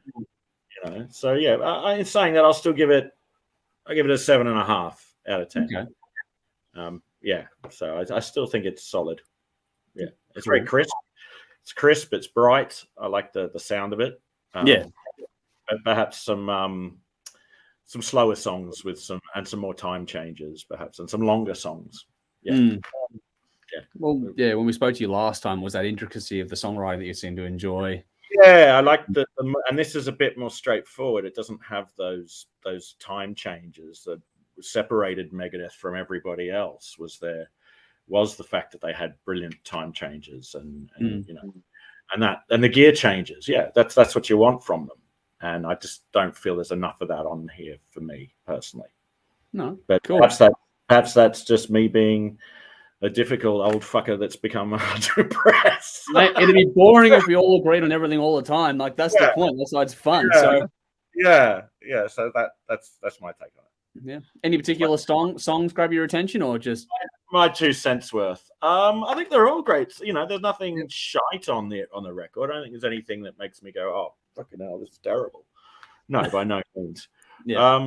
Killing Time, Dogs of Chernobyl, great tracks. And just even stuff like Night Stalkers. It's fucking flat out. It's phenomenal. So I can't wait to see these new songs performed in a live setting. Which they've been doing We'll Be Back, I think, and Soldier On in the sets at the moment that they're currently touring at the moment. So, and apparently they've been going down a storm. So, be great to see. So, cool. Nice. That's my 2 cents worth on it. Nice. Well, cheers for sharing. I'll get into mine quickly, and then we'll move on to something else, and we'll let some people get out of here because I think Brendan's probably getting bored right about now. It appears. Hey, I'm getting pissed. Well, that works as well. I need a piss. I get more. You need a piss. Well, from the start, there's that, bring out your dead bit of drama there. Like I did get the Monty Python thing, but it does also set the tone a little bit. It did feel a bit cartoony, but generally speaking, it does sort of have a darker tone at the start, which is nice. I think what, Brendan said about Mustaine, his snarl getting to be a lower, older man kind of range vocally, I think it actually works well for him. The aging is a good thing in this context, the way his voice sounds. And I think over the years his singing has gotten better. So he's kicking both, sides of that equation, out of the park kind of thing. He's doing really well there. I think there's still plenty of bite in the lyrics, and there's plenty of attack in his snarl on this one as well. The guitar work, as always, is frantic and nuts, which is what you want from this band.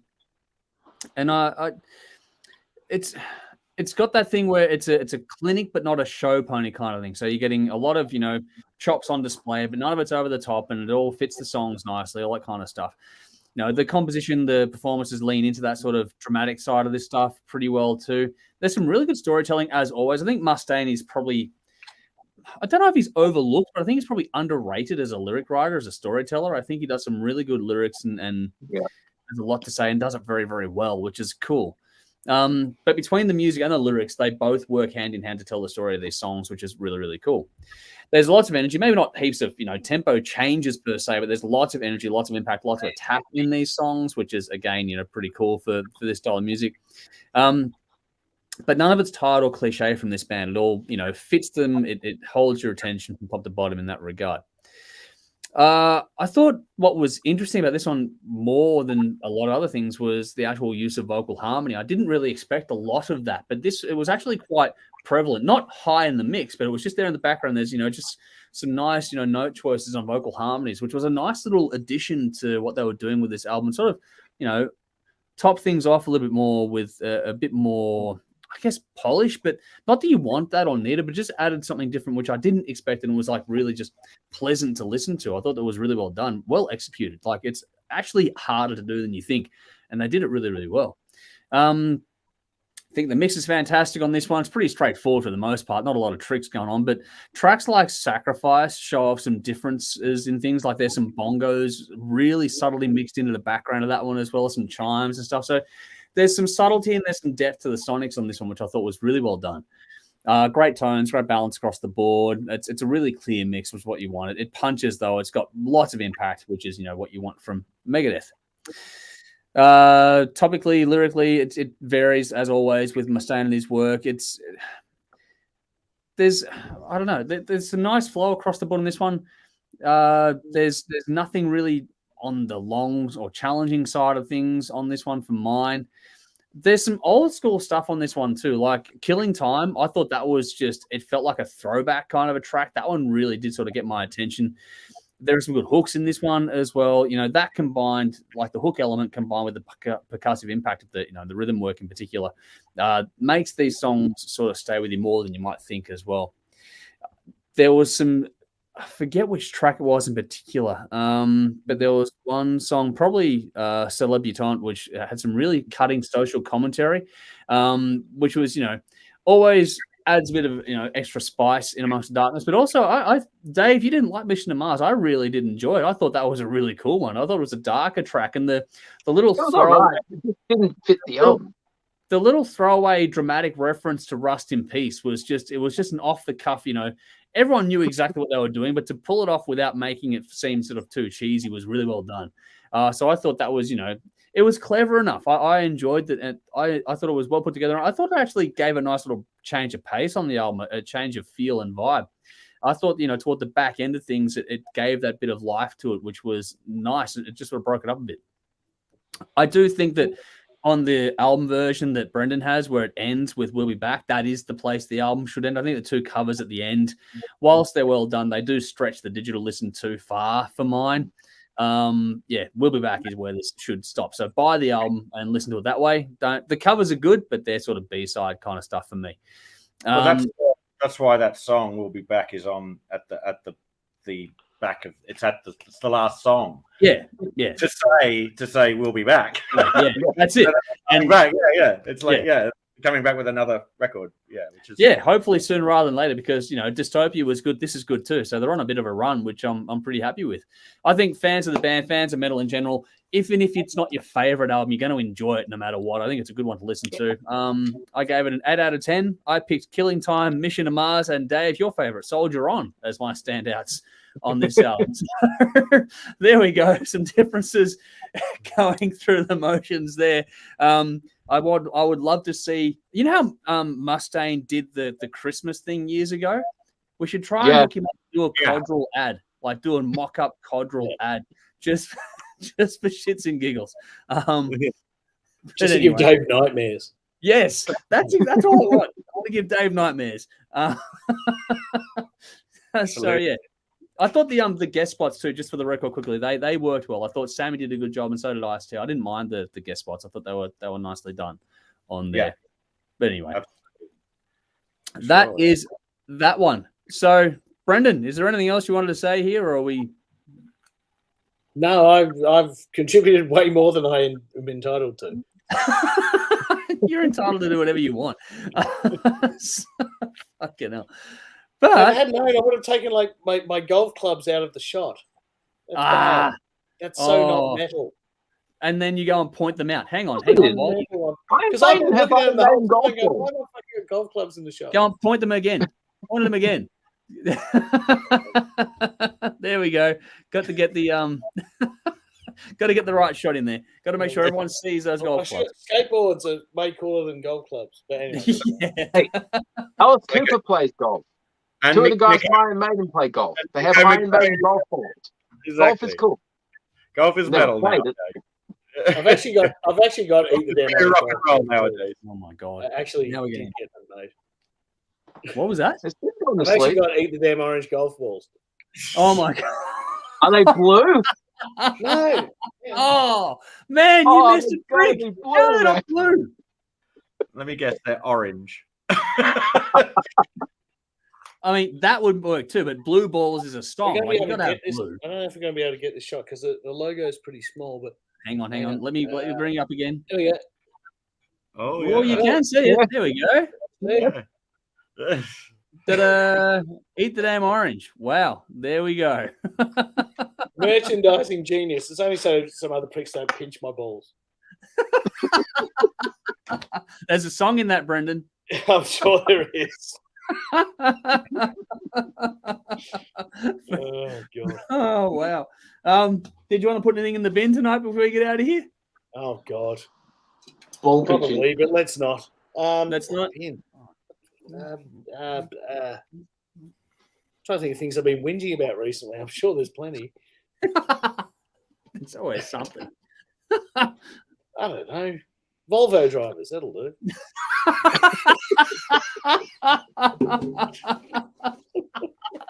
Okay, that'll do indeed.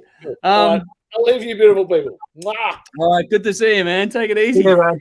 No, take it easy. See you, mate. Shit, how do I get out of this thing now? Oh, I'll kick you out if you can't get out. That's all right. I can make. There we go. Just like that, he's gone. All right, fucking hell. We've got a little bit of musical chairs coming up with some back and forth. We'll get David in the Naughty Corner soon so Tim can do the Parkway Drive album. Did you have anything, Conrad, on anything of the other albums tonight? We got Parkway Drive, which it was a different producer, by the way, so not the same one. We've got Parkway Drive, we've got Stratovarius, and we've got Ozzy Osbourne. Anything you want to add in there quickly on those three albums, if anything at all? I didn't get the opportunity. I didn't know you were doing those till tonight. That's right. Until I saw that, so I didn't know you were doing those. So I haven't really gotten to that. So I apologize. Oh, good. So, No drama. Do you want to put anything in the bin then? I'll go with Volvo drivers. I don't even drive, so I don't have a car. I don't even drive, but yeah, they annoy me. I don't know. There's so many things. Yeah, it's too much. Off the top of my head, right now, I don't know. Awesome. No, well, thank you very much for jumping in again. Good times all around. Thank you for having me. Thank you for having me. Appreciate it, and hopefully again soon. Yes, no, we'll make sure it happens again soon for sure. We got to keep give the audience their Thor fix now, so we'll make sure it happens again soon enough. All righty, mate. We'll let you get out of here, and we'll go and finish off this show. Thank you so much again, mate. Really do appreciate it. All right, cool. Let me quickly go to some comments, and then we'll go through here. Wow, there's a lot of comments, I think. Got to scroll through quickly. Sorry, got to find where we're at. Okay, Chris says, I'll post the most amazing version of Wasted by Iron Maiden from a bouzouki playing Celtic folk singing lady named Beth Patterson in the group. It's so worth it. I've seen some interesting, like going back to the acoustic stuff there, some interesting covers and that sort of stuff, which are really, really cool. I forget exactly why, but that's why we love Dave comes from Andrew. So there we go. I forget what we were talking about back at the time, but probably because you took it too far. That might be why. Stabbing in rhythm. Chris said Megadeth has been playing entirely in D standard for several years. So there we go.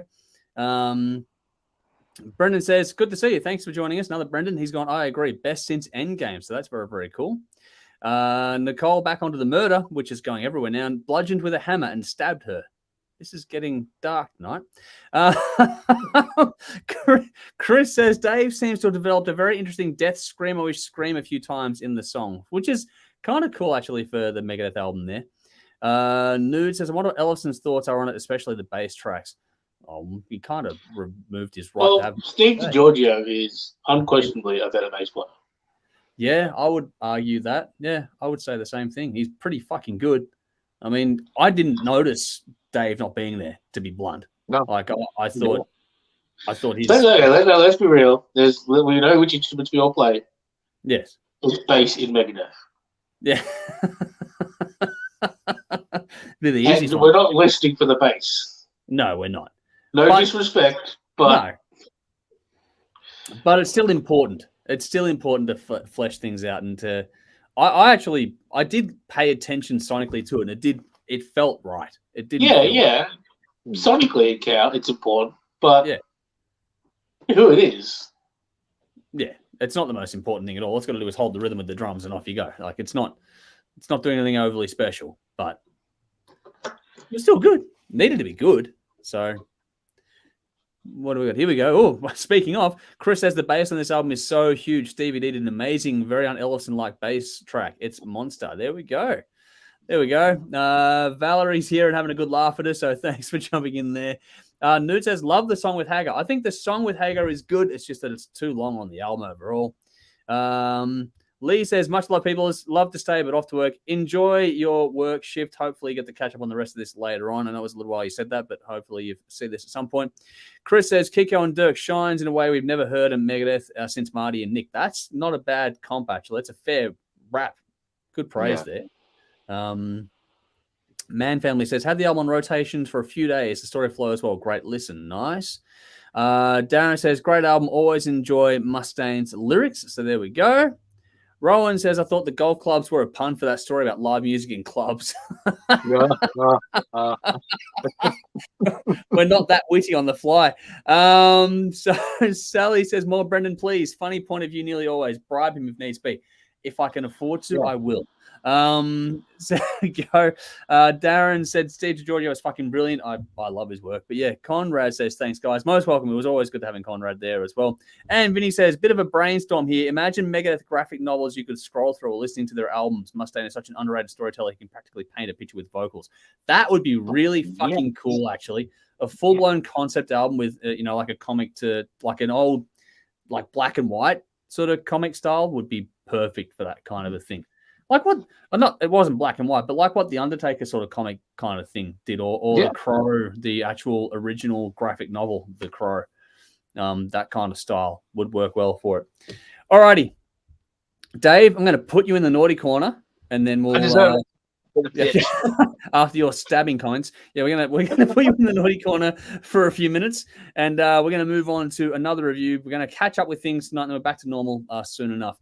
But Dave, into the naughty corner for you. So I kick from the studio.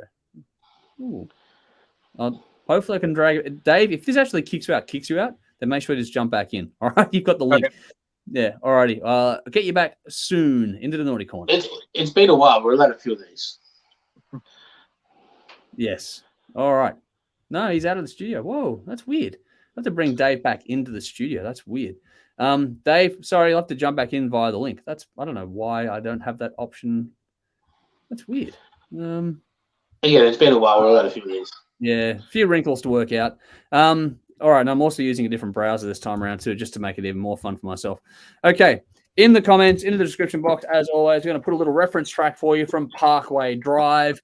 The song is Darker Still. That is your reference track, which also happens to be the album title. So this is Parkway Drive with Darker Still. 11 tracks, 47 minutes, the 7th studio album from the Australian band, released September 2022 via Resist and Epitaph Records. Produced by George Hadjikristou. 3 singles have been released, including Glitch and The Greatest Fear. This album is their first in a few years after they decided to take a break for mental health reasons. They've been on quite the run with us over the last few albums because we've enjoyed them all quite a bit. So let's see if this one keeps the trend going, and pretty sure it does. Tim, am I right? Oh, yeah. It really does. This is stunningly good. Now, Parkway, I just want to kill some myths, first of all. Because Parkway, unfortunately, came out at a time where it was cool to hate on breakdowns. Yeah. And a lot of people kind of went, well, they're young and they do some breakdowns, and, it's not metal enough for me. There's not enough guitar solos. Which is bullshit because there's guitar solos all over this album. Yeah. I think a lot of people criticize Parkway Drive without having actually heard of them because I'm pretty sure Killing with a Smile starts off with a guitar solo. Yeah. And the second thing is, I think one of the reasons people prejudge this band is they don't look like metalheads. They look like a bunch of surfer dudes from Bondi. Yeah. Mostly because they're a bunch of surfer dudes from Bondi. Yeah. And I think, let's face it, there's a lot of old people going, yeah, this stuff the kids are doing, and crowd surfing with actual surfboards, not for me.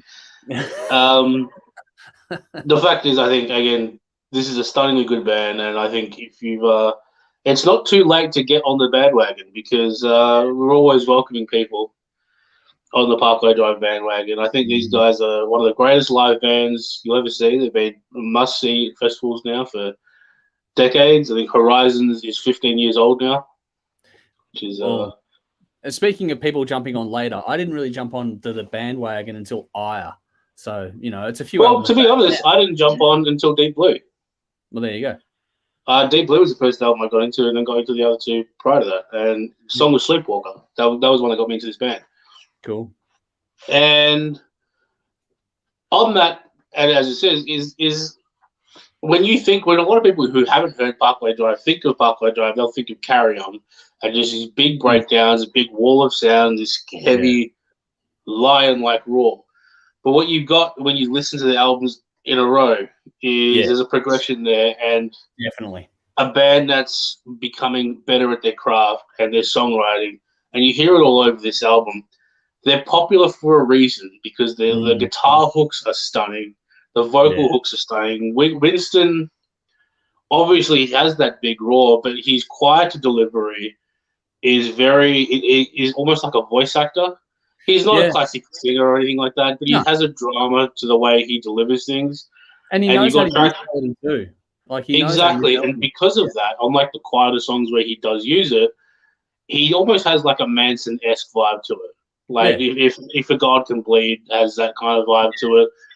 Darker Still at points as well. But again, he's also got that kind of bark that you see on like Ground Zero as well, which works.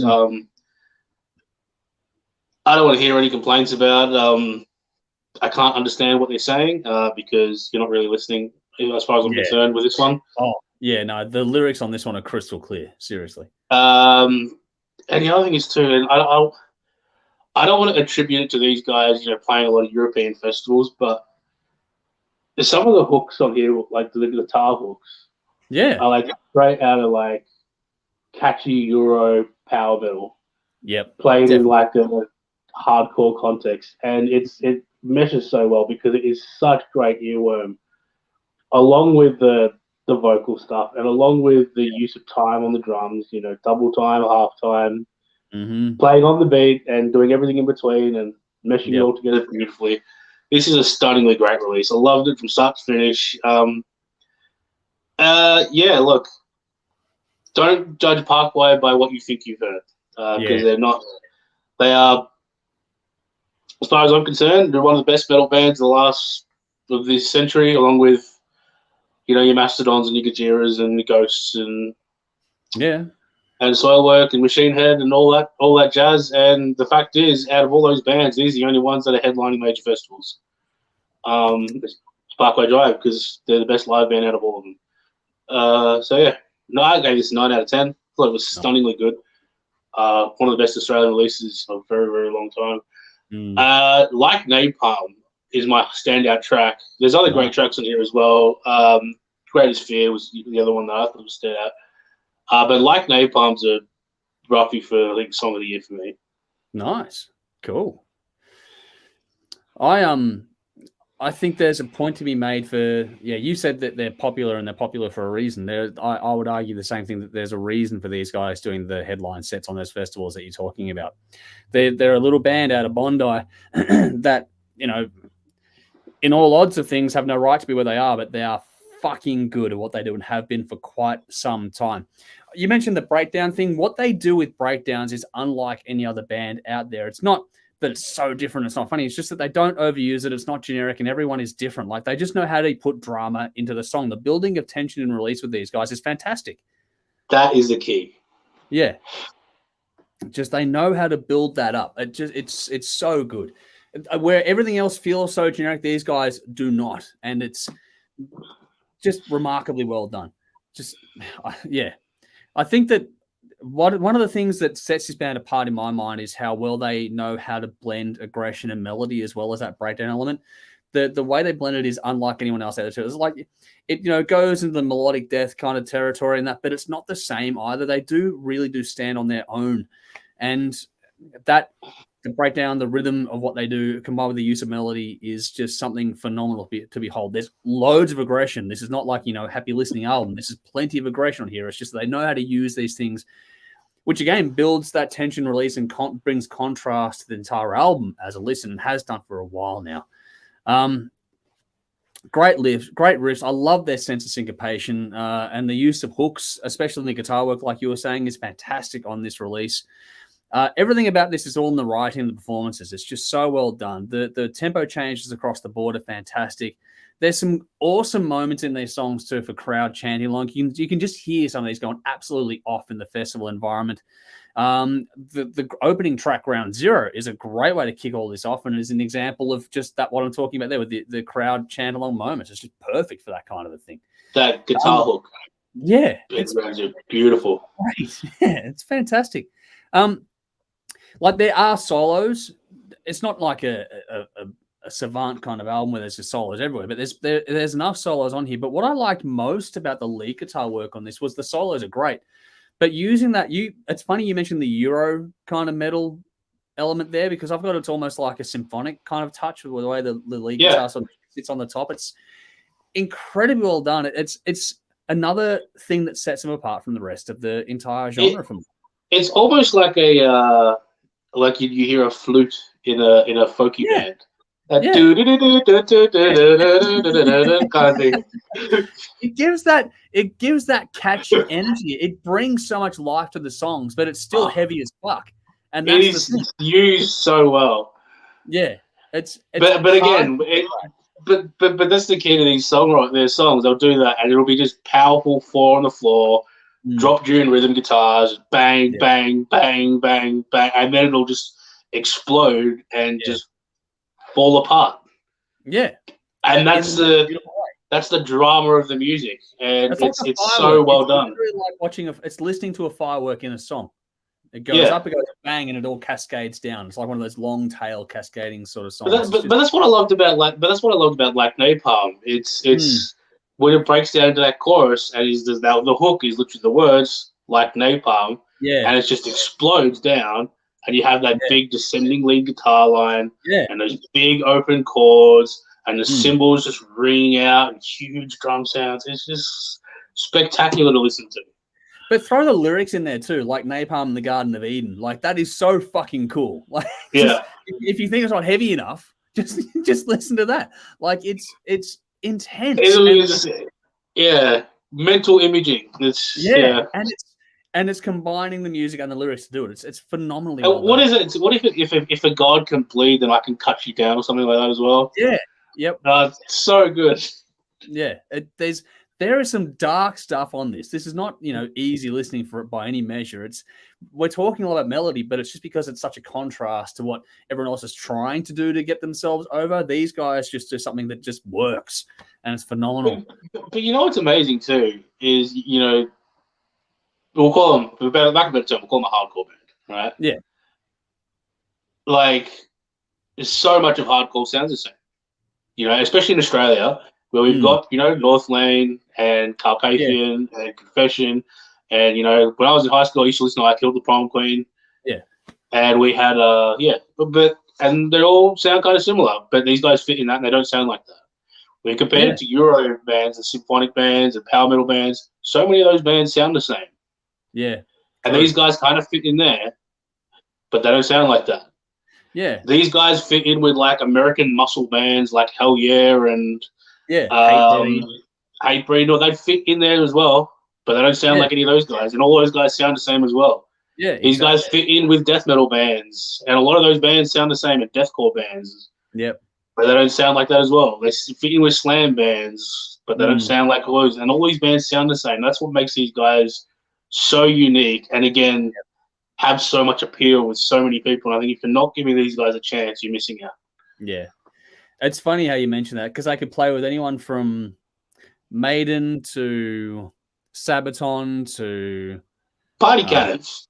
I was gonna say Party Cannon before. Like they could play with them. Yeah, like I'll tell you what. Party Cannon put up a post not long ago, yeah, and I thought it was hilarious because it was like, well, when a band says we're maturing our sound, it usually means we suck now.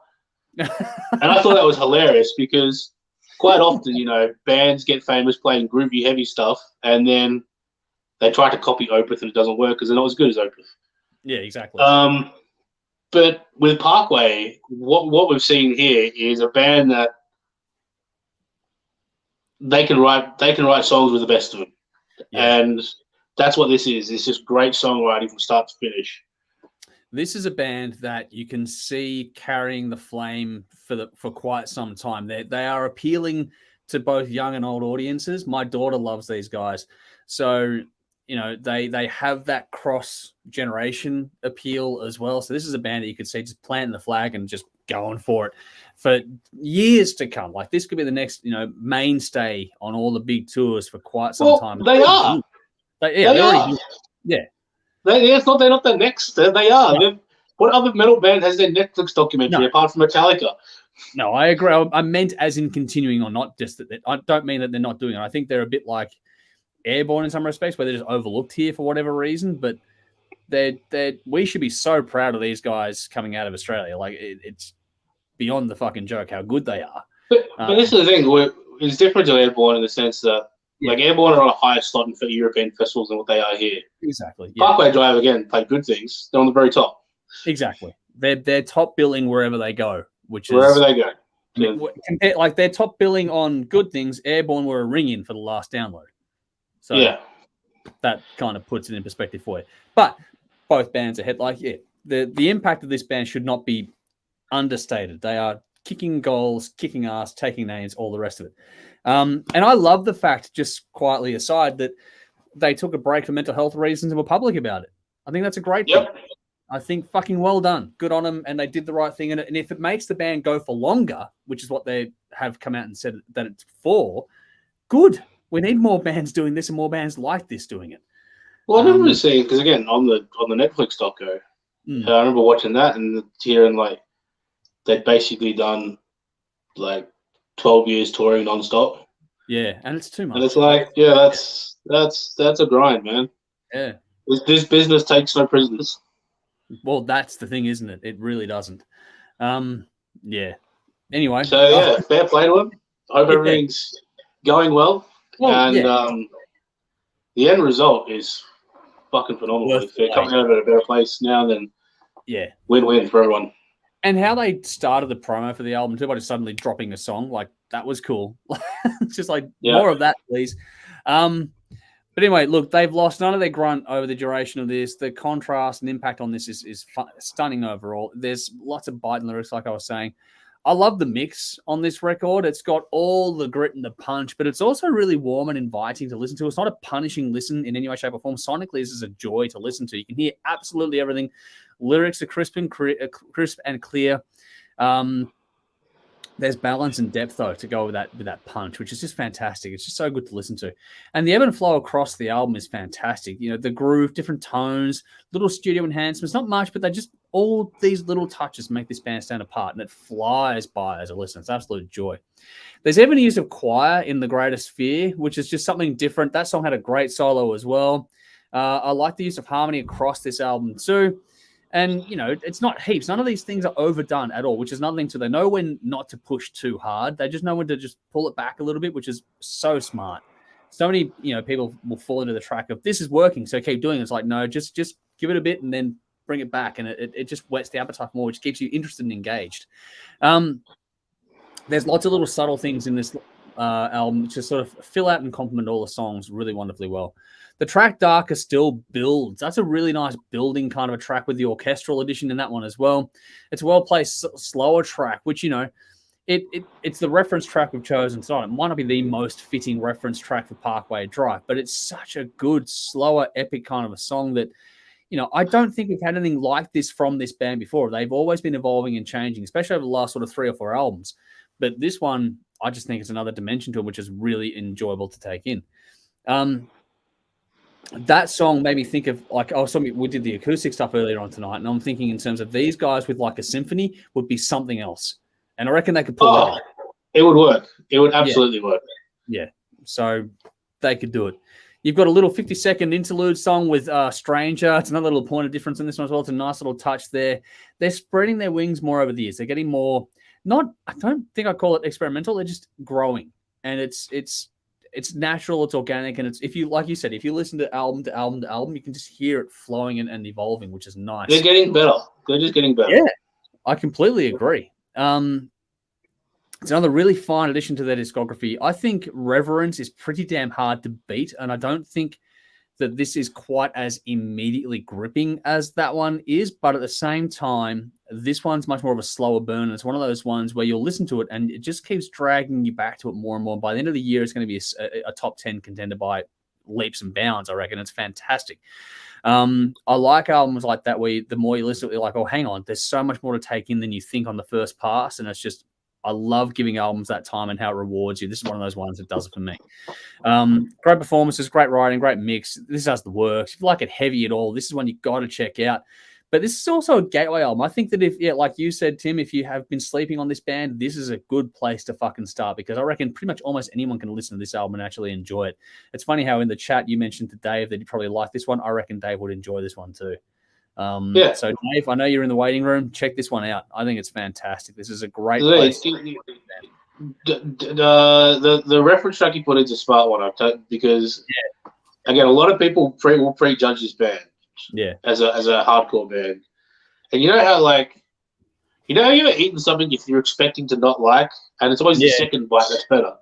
You know, that first bite is the unknown. That's the track you put in. You know, whoa, this is not what I was expecting. Let's go. Let's dig in. Yep. Because there is a lot to take on this one, and it's really good. Yeah, it's a really rewarding album. Well worth your time. I give it an 8.5 out of 10 for now, but I reckon it could well go up to 9, 9.5, or even 10 by the end of the year. It's one of those ones is going to grow on you more and will get better the more you sit with it. My standout tracks were Land of the Lost, Imperial Heretic, and Ground Zero. So that were my standout tracks on that one there. So between us two, you got some good choices there to go and check out.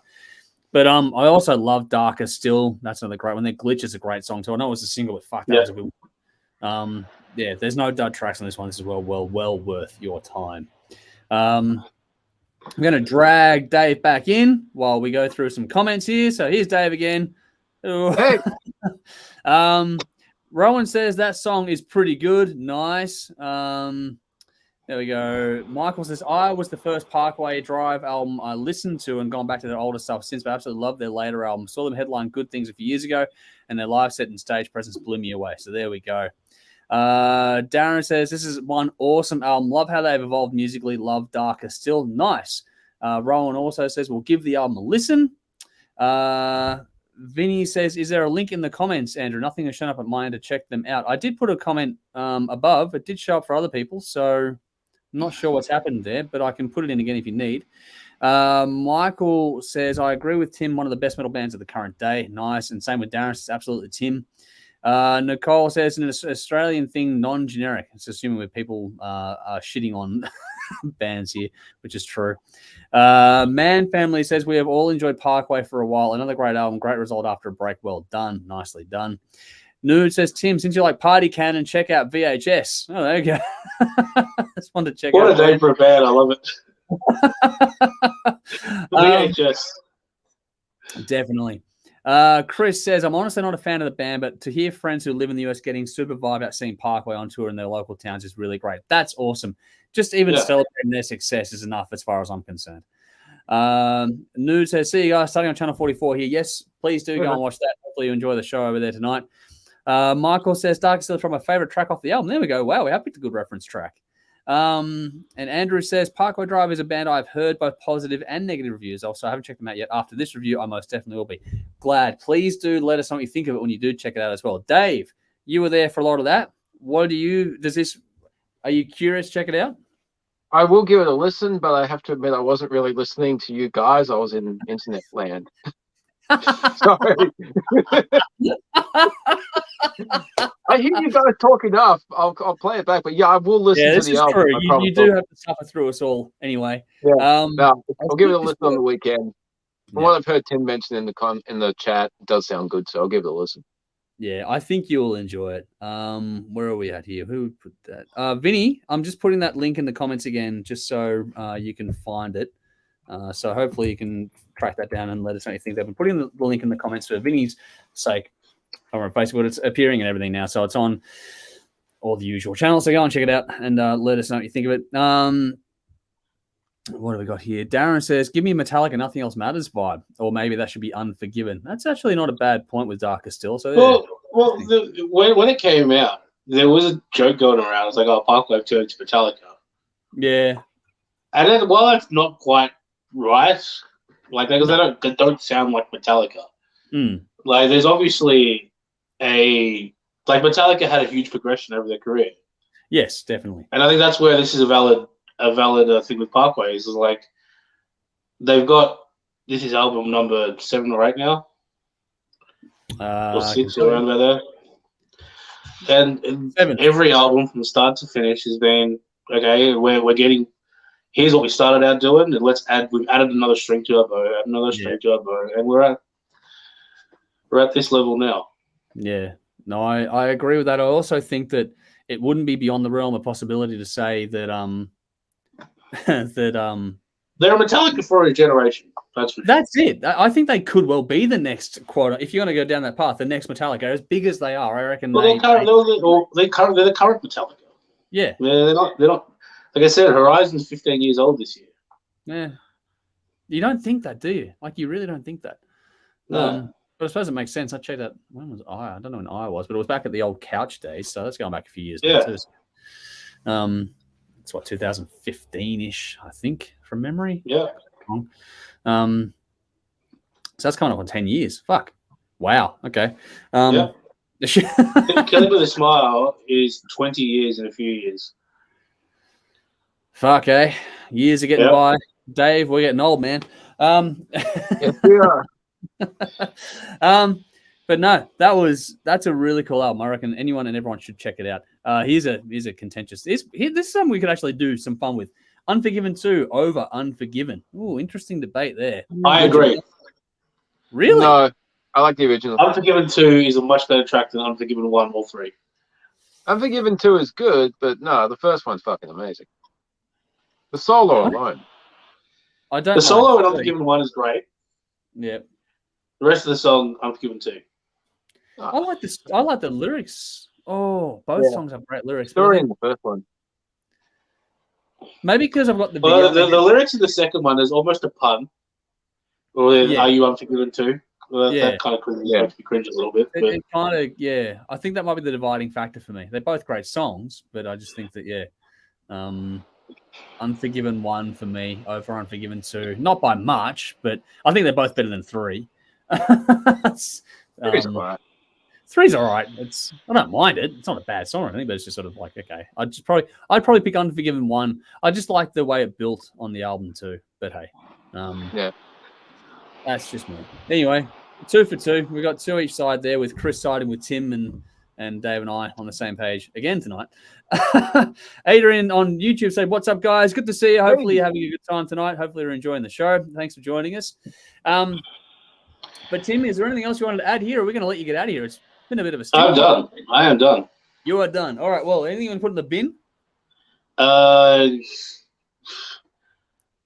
The schizophrenic drummers killing their parents.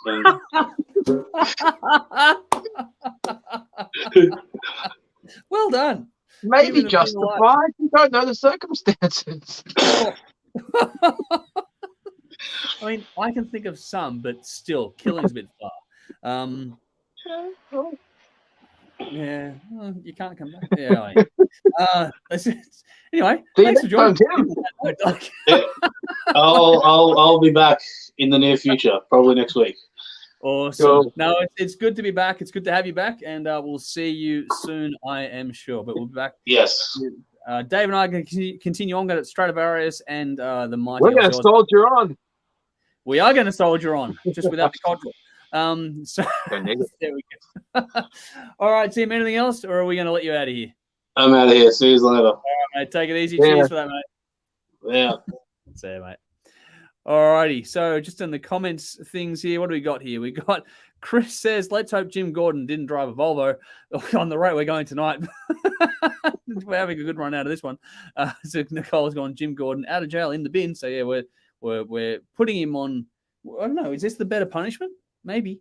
Sally says, bye, Tim. And Adrian says, I just subscribed. Cheers. Thank you very much for that. Really do appreciate that. Thank you. Hopefully you enjoy what you're seeing with us here. Glad you did that for us. That all helps. Anyone that wants to do that while they're tuning in, then please do so. All righty. Couple of quick reviews to get through. Let's get to Stratovarius first, and we'll get to the mighty Ozzy Osbourne just after that. So, I'm going to fuck up with the order of things. I know that, but oh well. All right, so in the comments, in the description box, you're going to find a link to Stratovarius with the track Firefly. That is your reference track where we'll go through our next review, which is Stratovarius with Survive. 11 tracks, 58 minutes, the 16th studio album from the Finnish band, released September 2022 via Ear Music. Produced by guitarist Matthias Kuponen at his own studio. 4 singles have been released, including the title track and Firefly. This album says the band returning after a 7-year break, so let's see if this lives up to what is expected. And Dave, you are much more in tune with this band than I am. So did it live up to what you were wanting? Yes, it did. And it was well worth the 7-year wait. Stratovarius, they're a power metal band from Finland. They have to be good. Power metal, Finland, fucking good. Okay, big riffs, melodic metal, big production, epic compositions, outstanding musicianship, upbeat, empowering, and motivating lyrics. This is just a fucking joy to listen to from start to finish. This is one of the few bands out there that have a completely different lineup now to when they started. Not one original member is left in the band. Yeah, I noticed that too. Yeah, there's not many bands around like that. Now, if you are familiar with this band and their previous albums, Nemesis and Eternal, this is pretty much on par with them. They've taken the if it doesn't itch, don't scratch it approach. But why would you if you're on a winning streak? Because they've been dishing out some great albums with a 7-year gap, unfortunately. But yeah, as I said, it's well worth the wait. Now, nothing here sounds or feels like they're showing off their musical ability, even though they can obviously play. They're very accomplished musicians and songwriters. The guitar work and the solos in particular are amazing. There's some really, really good solos throughout this. The opening track, Survive, very strong opening track, and would be an amazing song to open the show with as well. I don't even think they've been over here. They have. It was before I was aware of them, but I would love to see this band live. I reckon it'd be an epic show. Broken has a very cool solo section that switches between the guitars and the keyboards, and it's not noticeable at all. Just like, oh shit, okay, we're going to the keyboard now. Now we're back to that. It flows seamlessly. The song Glory Days, that's an instant favorite from the opening riff alone. As soon as that riff caught me, I'm just like, yep, this is going to be a favorite song, and didn't disappoint at all. Voice of Thunder, the closing 11-minute epic song. That was so well done. And it wasn't even on my first listen. I knew I was watching along. I didn't know it was going to be an epic, long 11-minute track, but just from that opening acoustic verse, it gave that vibe that we're in for a journey. Last song, they're setting things up. This is like Keeper of the Seven Keys territory, old school power metal. And when the drums kick in, it's got that thunderous pounding to it. Epic in composition, performance, and lyrics. And some power metal lyrics, just by its very nature, can be very, very cheesy. But this was exceptionally well done. There was a lot to enjoy about this album, and as I said a few times, it's been well worth the wait. And with each subsequent listen, I find something more to enjoy. So this gets a 9 out of 10. Survive, Broken, Firefly, Breakaway, and Voice of Thunder. I also like Stratovarius because their songs are simply one word. They're a lot easier to read out for standouts than having to read out a fucking Rob Zombie type song. Ding dang dong. Ding gang. Ging gang gong de do gong de laga raga. No, the album titles from Rob Zombie, they're the fucking worst to read out. That's the shit, right? Cool. So that's you wrapped up on that one? Yeah, good album. Listen to it, buy it. 9 out of 10. Beautiful. Now, just to address some comments, I will get to other comments later on, but I know that people aren't getting all the links in Facebook for whatever reason tonight. I don't know what's happening with that one. So they are in the description box. Otherwise, jump over to YouTube or Twitch or Twitter, and you'll probably, I don't know about Twitter actually, but Twitch and YouTube hopefully get the links. I know YouTube does for a fact because what do we got? Chris jumped over to YouTube and found the links coming through there. So I think YouTube's becoming more and more friendly to us. Facebook's become more painful over the years, but it is what it is at the moment. Anyway, for me, this album was energetic and melodic. This is built around riffs and melody. It's done really, really well with those two things in mind. I haven't checked out heaps of these guys' work, but you can see why. If you know Dave and his tastes, you can see why Dave is all over this sort of stuff. This has a really big sound. The whole thing from writing, performances, production is quite epic in feel. There's some big hooks in this one as well, which is what you expect from, the area of the world that they're coming from. But there's some really strong use of rhythm here too. The double kick opening on Broken in particular was really cool. That as a general rule, I liked how they used double kick and things like the riff work along with the synth to just bring different accents to different songs. And the synth work in particular was cool because it wasn't overbearing or overpowering and that sort of stuff. It just really did complement the songs wonderfully well. They didn't fall into the trap of, pushing the faders right up on that sort of stuff. It was just actually back a bit and just really fleshed things out. There was some cool byplay between the guitars, the drums, and the synth as well. Like the way they would sort of swap and change with who was sort of leading the way was a nice touch too. And the vocals just sort of sat where they were the whole way through, which was cool because that was like your constant while everything else is sort of like building and falling away around that, which is just really well done. It was not a lot of tricks in this one, but it's really well put together, well written, well performed, well produced. The mix is phenomenal as well. Everything is just really well done. I thought there was good storytelling as well, and that the vocals being where they were allowed those stories to be told because the music did what it does, but also the way that the vocals were sitting and where they were sitting just allowed them to be that.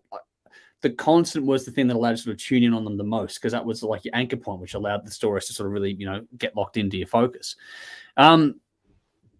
It's interesting because the visual contrast with some of the singles that have been out, painted almost like a post-apocalyptic kind of a vibe, a very dark vibe. But the songs themselves or the album as an overall feeling give you a kind of an uplifting kind of a vibe. It makes you feel good while listening to it. So while the visuals might be sort of a bit more on the darker side, the songs themselves have a bit of a feel-good vibe to it. Not in a poppy way or anything like that, but just sort of it's one of those ones where it's genuinely pleasing to listen to and leaves you feeling good after the fact.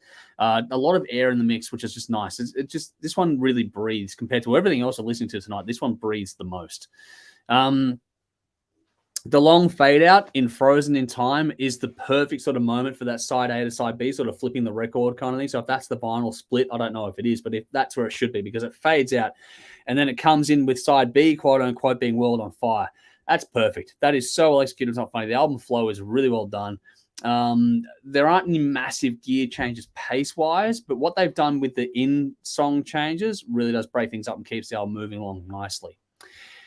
It's funny because Dave, you mentioned, the cheese factor can sort of come into things here, and there's not heaps of cheese on this one at all. I thought they did it really, really well apart from the track Glory Days. I thought they fell into the trap there. That one went a bit into Manowar kind of territory for me. I was like, it's not a bad song at all. It's really not. But it's one of those ones where if there was a song I was going to skip on this album, that would be it kind of a thing. It just felt a little bit too cheesy, if that makes sense, compared to everything else. It's funny because you've got Breakaway straight afterward, which is like the obligatory ballad. And so you've got two songs that are pretty formulaic in the way they're done.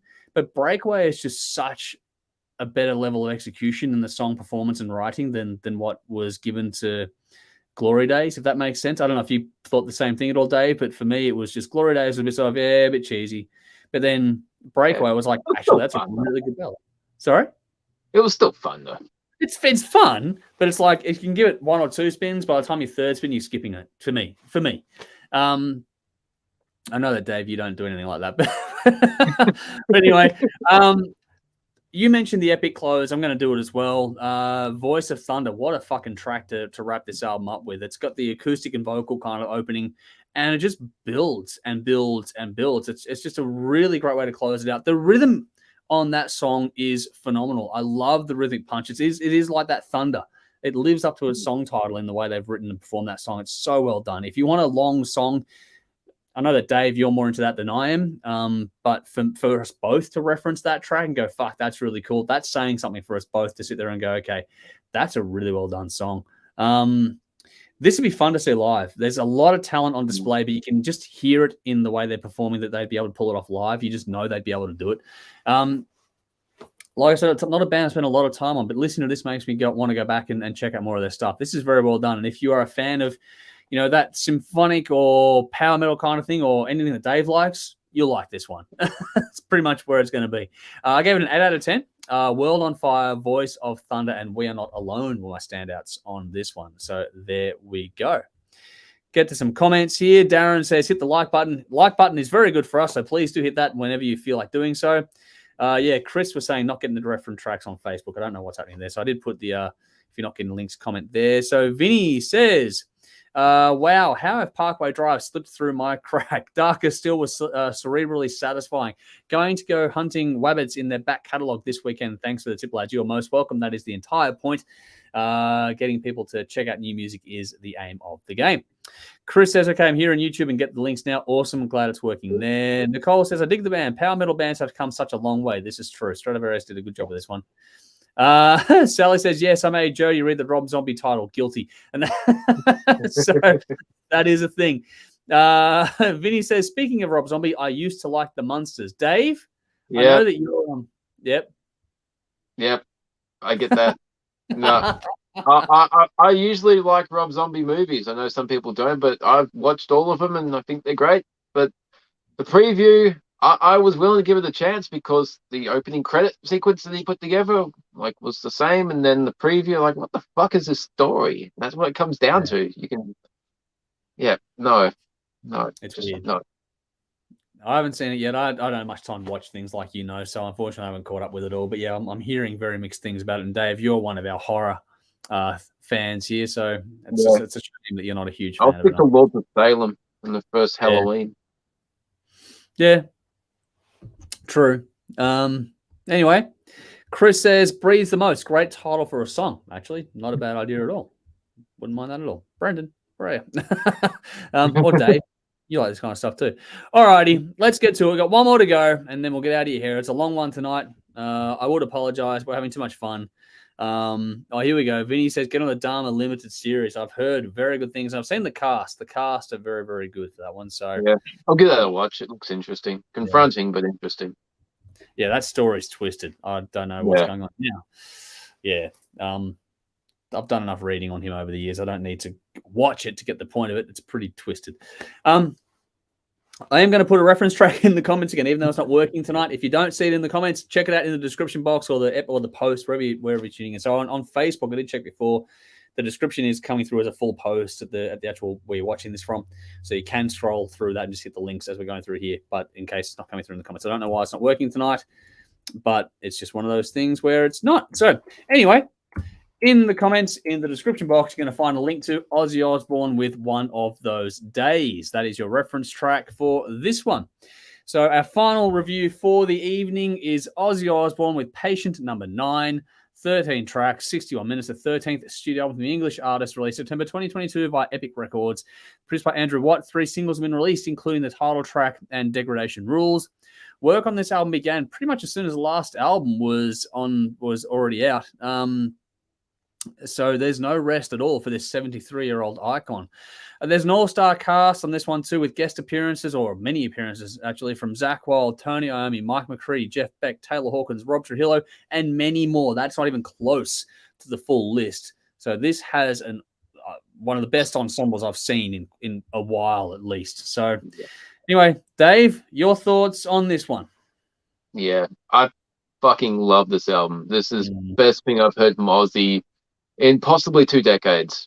And I wouldn't say that lightly, because some of the stuff he's released recently has been pretty damn good. I did like Ordinary Man, but this is remarkably good and much better than Ordinary Man. Tim asked earlier what would beat the Megadeth album as album of the year. I'll say this. Yeah. I prefer this to Megadeth. I'm going to straight out say it.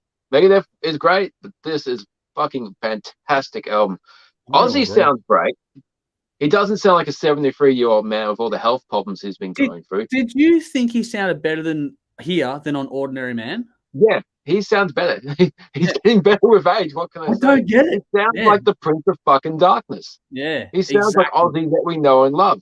He sounds healthy, energized, motivated. He wants to make a good fucking record. And how cool is it to have not only Zach Wild but Tony Iommi on the same album? I know. It's if only they were playing together. Dream come true. If they had one track together, that would have been fucking amazing. But you put this Ozzy album on and you get the best of everything in his career. Yeah. Patient Number 9 is a fantastic single and a great way to open the album. We've all been aware of Ozzy's health. But this puts the Ozzy madman persona on the health, being committed to a hospital, and it's done in such a haunting and well done way. And Jeff Beck is an interesting addition to that. He fits in with the Ozzy canon. Great. What's interesting about a lot of these songs is they sound modern, they sound fresh, but there's so many parts and references to so many other things Ozzy has done in the last 40 and 50 years. You can include Sabbath references throughout here. A few examples, like One of These Days, that opening part had me in mind of Road to Nowhere. The same vibe, same little clean tone intro. And then Degradation Rules. Harmonica. Fuck, that took me back to the Wizard. It was just, I know Naomi's on that track, and it's like, shit, this is back to 1970, first album. Like, holy shit, this is just like, it doesn't seem remorseful, or not remorseful, but, it doesn't sound like I'm coming to the end and I want to reference what I've done. It's just like, this is who I am, and this is a great package. No Escape From Now. What an awesome track that is. And I love the washed out effect on his vocals. It's kind of pulled back, and that put me in mind of Planet Caravan. And hearing Ozzy and Iommi together, and they switch gears halfway through and it rocks up in that vintage Sabbath vibe of having a heavy part towards the end. And that Jim Carrey reference from The Mask, Somebody Stop Me. It's just like, fucking Ozzy can make anything cool. I love the little spoken bits, like the little spoken bits at the beginning or ends of songs, so down in the mix, but they're just so cool. Yeah, it gets that Ozzy personality. I mean, we've seen interviews, we know him from the Osbournes, we've been seeing the debauchery and craziness he's been done. He's still got that humor, that Ozzy charm. And then there's Mr. Darkness that brings some classic Ozzy humor. With, you don't even know my name, you asshole. This is a funny way to close it up. With so many different lineups for different songs and people on this, I just started picking which songs were Iommi and which ones were Zach. And you look at the Zach Wild songs, Parasite, Mr. Darkness, Nothing Feels Right, Evil Shuffle. That's some of the best songs they've written together in ages. And if we had just a normal Ozzy lineup, if there was more of that, it would have been fantastic as well. But we get so much more on top of that. So it's best of everything you could ask for of an Ozzy album. And then closing with Dark Side Blues, that was a nice touch as well. It didn't feel out of place at all. And since Sabbath used to be a blues band before they got inspired, when they were Earth back in the late 60s, having a little closer of the blues, I thought that was cool. And I just love this ensemble cast of musicians. And it's remarkably consistent considering the musicians that are involved and how different their styles are. But I loved in particular how they all got writing credits too. Like whoever performed got a writing credit, so that was a nice touch. It wasn't like shafting anyone. Everyone just came together. And the producer of this album, Andrew Watt. I looked him up. I didn't know anything about him, and he has worked with some truly horrible artists, fucking horrible people. Like Cody Simpson, Justin Bieber, Post Malone, 5 Seconds of Summer, Cardi B, Miley Cyrus, Nicki Minaj, Ed Sheeran. I fucking hate all of them. And 9 times out of 10, Eddie Vedder sucks as well. But however, the production on this album shows that this guy obviously knows what he's doing. He knows what he's doing. And he finally gets to work with a decent artist. But I gotta credit his work on this. It sounds amazing. He's brought the best out of Ozzy and everyone involved in this. And you mentioned it in the start of this, but I don't know why no one's talking about Taylor Hawkins being on this album. He performs on 3 songs. I don't know how that's Mr. Darkness and God Only Knows. And they're fucking smoking songs. They're great. And Chad Smith plays drums on the rest of the album, but he's a Chili Pepper, so he can fuck off. Shit. That's a joke. Chili Peppers have some okay songs, especially like a handful. Yeah, good drummer. He's a good drummer. Rob Trujillo's back. You know, if you know, he used to play with Ozzy before he got the Metallica gig, so he's on most of these songs. Duff McKagan plays on a couple of songs. Yeah, Guns N' Roses reference. You know, with all these guests, you know, I'm just going to nitpick a little. It would have been fucking nice to have Geezer Butler just for one song. I would have liked that. Yeah, you know, he's played with Ozzy's solo stuff before, and you know, it's never going to happen. But J.K. Lee, that would have been nice just for them to patch up their shit, for him to get what he, you know, the money for these songs he got screwed out of. Yeah. Well, I don't know the full story of that, but it would have been nice. Might have Bill Ward either, for that matter. But hey, yeah, just make it just that little bit nicer. But the more I listen to this, the more I enjoy it. I'm not going to bitch about what it didn't have. I'm going to focus on what it does have. It's sad to say. I think I said this when we reviewed Ordinary Man, but every album Ozzy drops now could be the last. I hope it's not. I'd love to see him perform a couple of these songs at least one or two shows. I don't think he can tour. A full tour will be doubtful. But just a few. I don't think I want him to be honest. I'd rather him do this. If it's choice between albums or tours, do albums. Yeah, do albums. If it's going to be this quality, keep doing this. Yeah, exactly. So maybe one or two little appearances like he's been doing. But be cool, even a live stream, or not even a live stream, just a studio performance of a couple of these songs when he's feeling healthy. Get some of these band members in. Just be cool to hear the energy of this band perform. But I gave it 9.5 out of 10. The only reason I didn't give it 10, it's not Blizzard of Oz, and it's not No More Tears. Okay. They're my 10 for Ozzy. But this is right up there. This is fucking amazing. Here we go. Standouts. Patient number 9, Parasite, No Escape From Now, One of These Days, Mr. Darkness, Evil Shuffle, Degradation Rules, and Dead and Gone. Excellent album. Nice. I remember us reviewing Ordinary Man because it wasn't that long ago, but which is remarkably, it's such a quick turnaround. But I remember thinking and saying it in my review of Ordinary Man that you could hear the mortality in him. You could feel and hear that the end was on. If not that it was coming, but you could feel the reaper behind the shoulder kind of like it's just that whole looking back. Oh fuck, it's coming, and it felt like that was a fitting swan song, that album. And then this comes out, and you're like, fuck that for a joke. I want Ozzy to keep going forever, because this one you hear the immortality, where last time you heard him being mortal, this time you hear Ozzy being immortal all over again. The Prince of Darkness is fucking back. Not that he was ever gone, but it's just that swagger is present again. And this goes back to sort of, bark at the moon kind of era attitude for me. This has all the flair you want from Ozzy, and it's so cool to hear the lineup that's put on this album clicking so well as well. There are some great lyrics on this one. The storytelling is on point. The performance from Ozzy is pretty fucking vintage.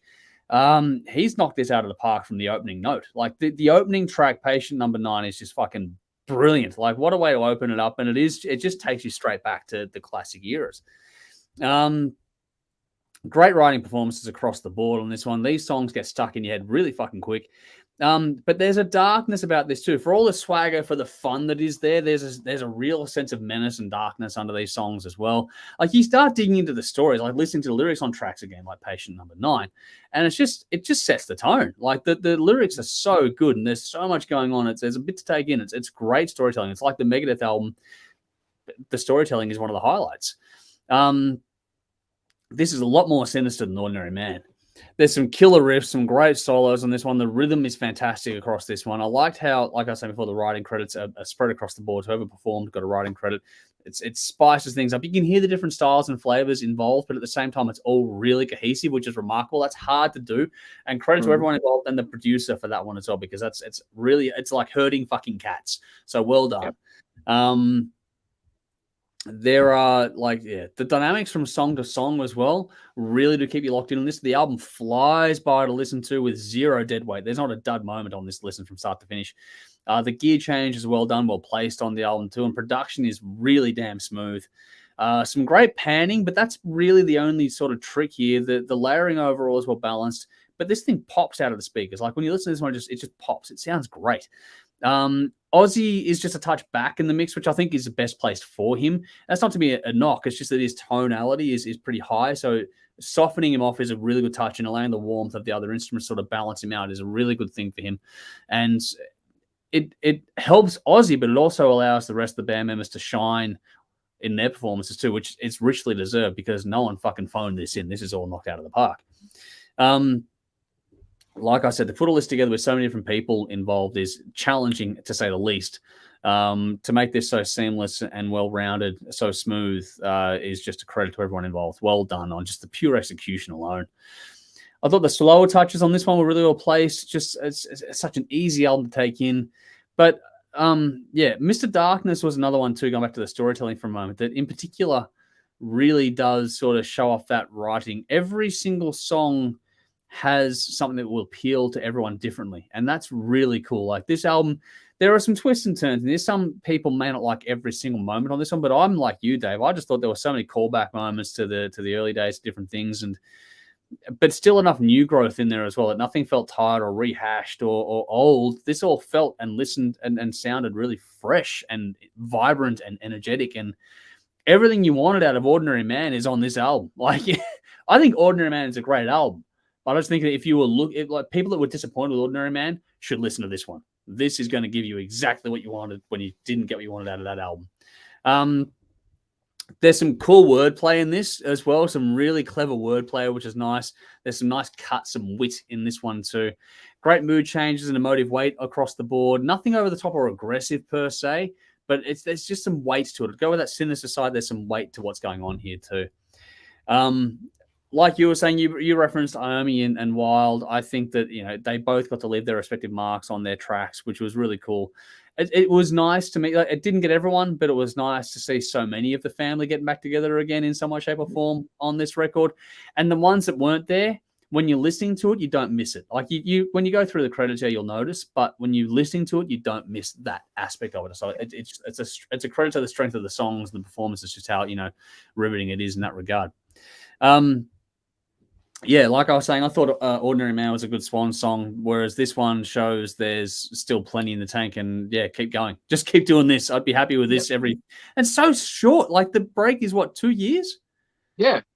It's nuts that this has come out in that time frame, especially with everything going on and Ozzy's health being what it is. So fucking phenomenal effort to get this done. I think, like I said before, if Ordinary Man didn't grab you, this one sure as shit will. This is what you're looking for. This is vintage Ozzy Osbourne, but brought right into today with an all-star cast supporting him. This is just brilliantly done.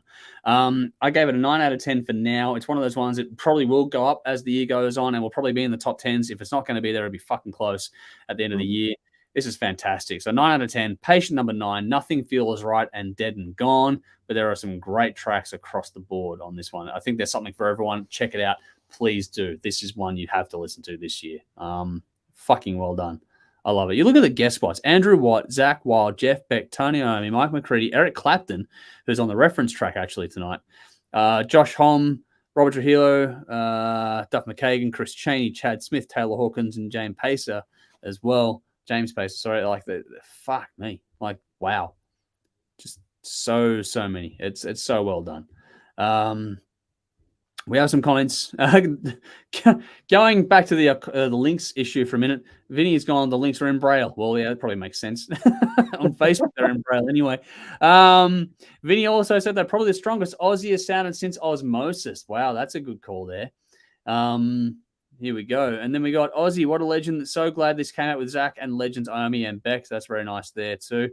Man Family say, thanks for the night and reviews. Aussie rocks, rock on. Thank you for joining us. Hopefully you enjoyed the show tonight.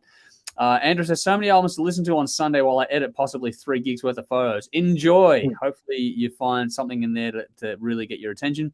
Sally says, I really like this album. It's good to have on while you're working, and Oz is sounding great. I have to say, I think you put the link up for one of those days. Very cool song. A stand up for me. However, there was a song from Dorothy called Black Sheep. Ah, yes. So similar in places. If I was Dorothy, remember my eyebrows would be right up in my hairline with a bitch face on. What the fuck? Listen to them one after the other. I didn't think of that. I'll have to go and check that out. But Black Sheep is a good song as well. So yeah, there we go. Here we go, Dave. Darren says, come on, Dave. Chad Smith is the only good thing about the band that shall not be named. Yeah, fair point. Yeah. Andrew said, whatever they did to Ozzy in hospital clearly worked. So there we go. Mm-hmm. And Darren says, great show, guys. Have a good one. Yes, we are about to get out of here. It's been a long one tonight. We've been away for a few weeks. So we're making up for lost time. There we go. But I think that's about it. Is there anything else you wanted to quickly throw in there, Dave? We're going to do the wrap up and I think we spoke enough. Yeah, probably have tonight. Anyway, so thank you as always for everyone for tuning in. Make sure you check out, like, follow, subscribe, all the usual shit. Details for us are in the description box. And they're also in there. Please check out our fantastic sponsors. A big thank you to Squidding, Shrimping, Alt, Cult, and Rockstar Finance. Their details, just like ours, are in the description box. Make sure you like, comment, subscribe, all the usual things for us and for them. It helps everyone out across the board. And a big thank you to some fantastic Patreon supporters of ours too. So TC, Sonia, Lee, Bell, Conrad, Jeff, Jason, Brendan, 16x9, Marty, Sam, Trash, Carolyn, Gwyneth, Andrew, Daniel, Man Family, Adam, Darren, Vinny, and more. Thank you so much for your fantastic support. If you want to check out our Patreon stuff, then the details for that are in the description box, just like everything else. We have heaps going on. We're going to try and get through as much as we can between now and the end of the year, but there's only like 12 weeks left of the year itself. We're probably going to wrap very early December because trying to get anything done after about the second week of December is just not going to happen. It never does for any of us. And then we'll have our Christmas break, which will go into sort of, early to mid-January kind of thing coming up. So we've only got about probably 8 weeks left when you break it all down. And so it's going to fly quickly too. It is going to fly. And I've got some big birthdays coming up in my family as well. So it's going to fuck with scheduling a bit too. So make sure you're following us to keep up to date with all that sort of stuff. But that's it. Make sure you check us out on TV. Saturday nights, 10:30 p.m, Channel 31 in Melbourne. Thursday nights, Channel 44 in Adelaide. You can watch that via the CTV Plus app now, as well as on ctvplus.org.au and just on your TV screens in general. What are we going to cover next week? I don't know. We're probably going to cover the Toxicon album at last, actually. I want to do the Toxicon album. We'll probably have to do Slipknot, and then we'll have a classic album from Patreon again. Cool. That's, I think, next week lined up. Don't know what else. There's heaps going on. Just keep following us. On TV this month, we're going to be doing, so there's an episode this Saturday night coming up is Leftovers, Dave, of our live show. We've got another hour of that. And then we're going to film some more on the weekend, which is going to be the royalty themed one, and then there's going to be the Soilwork Nightflight Orchestra themed one. After that'll be by request, so there'll be a post on Sunday going up about getting your requests in, so get that stuff in. And then end of the month is Halloween on TV, so Halloween is always fun for us. It's Dave's favorite time of the year, along with mine as well. So get ready for a whole lot of stuff going on there. But that's what's coming up across all things. I don't know, we're here. We're back. We're just going to keep rolling through as much as we can. Can't guarantee every week because, like I said, I know there's a few big things coming up. So we'll just see how we go, but we'll try and do as much as we can. Yeah, that's another one there too. I did notice that one. Vinny's gone, The Butterfly Effect, have a new album. It's a banger. So I do want to check that out too. I did see they dropped that. So there's a lot going on. There is heaps going on. We're not even going to get close to covering everything this year. It's just going to be bonkers. So we'll just see what we can get through and hope for the best. But for now, Dave, it is that time of the evening where we go to the bin. What are you putting in this week? The bin. Okay, a little bit of a story for this one, bit of a lead up, but I'm not a greenie. I'm not a tree hugger. I'm never going to protest and point fingers and say you got to clean up this shit. But I'm also not wasteful. I'll recycle. I'll do the right thing. You would think with the amount of concern people have with the climate change and saving the planet and everything. When we were at the show the other night and up in the grandstands watching all the entertainment, it was pretty clear. Most people are left, but there was fucking rubbish everywhere. It's really not that hard to take your shit with you and put it in a fucking bin. Yeah, and it wasn't like there was a lack of bins around there. They were everywhere. People are just so fucking lazy. And you would think how everyone is so concerned these days. It doesn't hurt to fix your own little part of the world. Yep. Take your fucking rubbish with you and put it in the bin. The people that work there don't get paid enough to clean up your shit. Yep. Okay? You're not entitled to just drop your shit everywhere. My kids had a couple of chocolates from their show bags. I put the rubbish in my pocket. Yeah. Couldn't find a bin at the time. It's not that hard. Take some responsibility for your own place in the world. People that litter, in the bin, where your rubbish should be. Yeah, well, that's it. Good point. Very, very good point. My bin's a lot more mundane than that, actually. I've noticed I haven't been as active putting up posts and that lately because shit's gone pear-shaped. It's just been too busy. But I've noticed that, and it'll probably happen again after this stream is done, that there are some spam accounts coming through and going, there's going wrong. But there's been some people, spam accounts going through and just going, replying to every person in comments going, hey, check out this person or link up with this person, whatever else. Don't click those links. Don't fucking anything of the sort. I don't know what they are. They're not doing anything helpful or productive. They're fucking spam bot accounts, and just the amount of them that happen. It's worse on Facebook, which is nuts. I didn't think that was a thing, but it's worse on Facebook than anywhere else. We get them on YouTube as well. Just spam comments, all this sort of shit in the bin. I'm fucking over it. We do have a Discord channel, which anyone can join. So maybe look at that. It's in the description box as well if you want to get away from the spammy sort of shit. I'm going to see if I can find a way to put this into Discord as well, but I don't know yet. We'll see how we can do that sort of stuff. But yeah, just spam comments and just the way that works at the moment. I know it's a thing and whatever else, and you're not going to get rid of it entirely, but yeah, it can fuck off. Along with Optus. Optus too. Yeah. In the bin for what they fucking did. Bunch of pricks. That's my bin for this week. Rowan says, Italian voters in the bin. Good call. Very, very good call. That's a fucking train wreck waiting to happen. Vinny says, petrol prices going up again due to fuel excise returning to full tax levels in the bin. Yeah, that's going to hurt. That's going to hurt a lot. We're fortunate in my family. My wife has a work car, which is, paid for by the company, and I drive all of 6Ks to work, so it's not the end of the world for us, but I do feel and empathize with everyone's going to really be hurt by that. It sucks. Yeah, there's a lot that could be done about it. Let's hopefully they, again, going back to helping the environment, there's things we can do. We'll fix a lot of shit that needs to be done. But I think that'll do. That'll do. It's been a fun night. We've had a wild ride this evening. We had Brendan jumping in. We got Conrad in. We had Tim come and go. We've got everything going on. So hopefully you've all had a great time with us tonight. If you haven't watched the whole thing or listened to the whole thing, just take it as you can, time permits you in either video or audio form coming up in the very near future as well. But I think that'll do it. Time for us to get out of here and get some sleep before we go back to the day job tomorrow, Dave? Oh, yeah. Okay. Shit, another day's coming. It's almost the weekend. Almost Friday. Weekend's nearly here. Nearly here. Oh, here we go. Michael has gone. It's only a little bin, but also such a big bin. Yeah, you should imagine the shit that's gone into that over the years. That's some doozies. But yeah, no, there's so much that can go in there every single week. Nicole says, thanks all for a wonderful night. You are more than welcome. Thank you all once again for joining us. But we'll see you all again very, very soon. Until next time, though, I'm Andrew. I'm Dave. As always, you know what to do, people. Drink up. And rock on.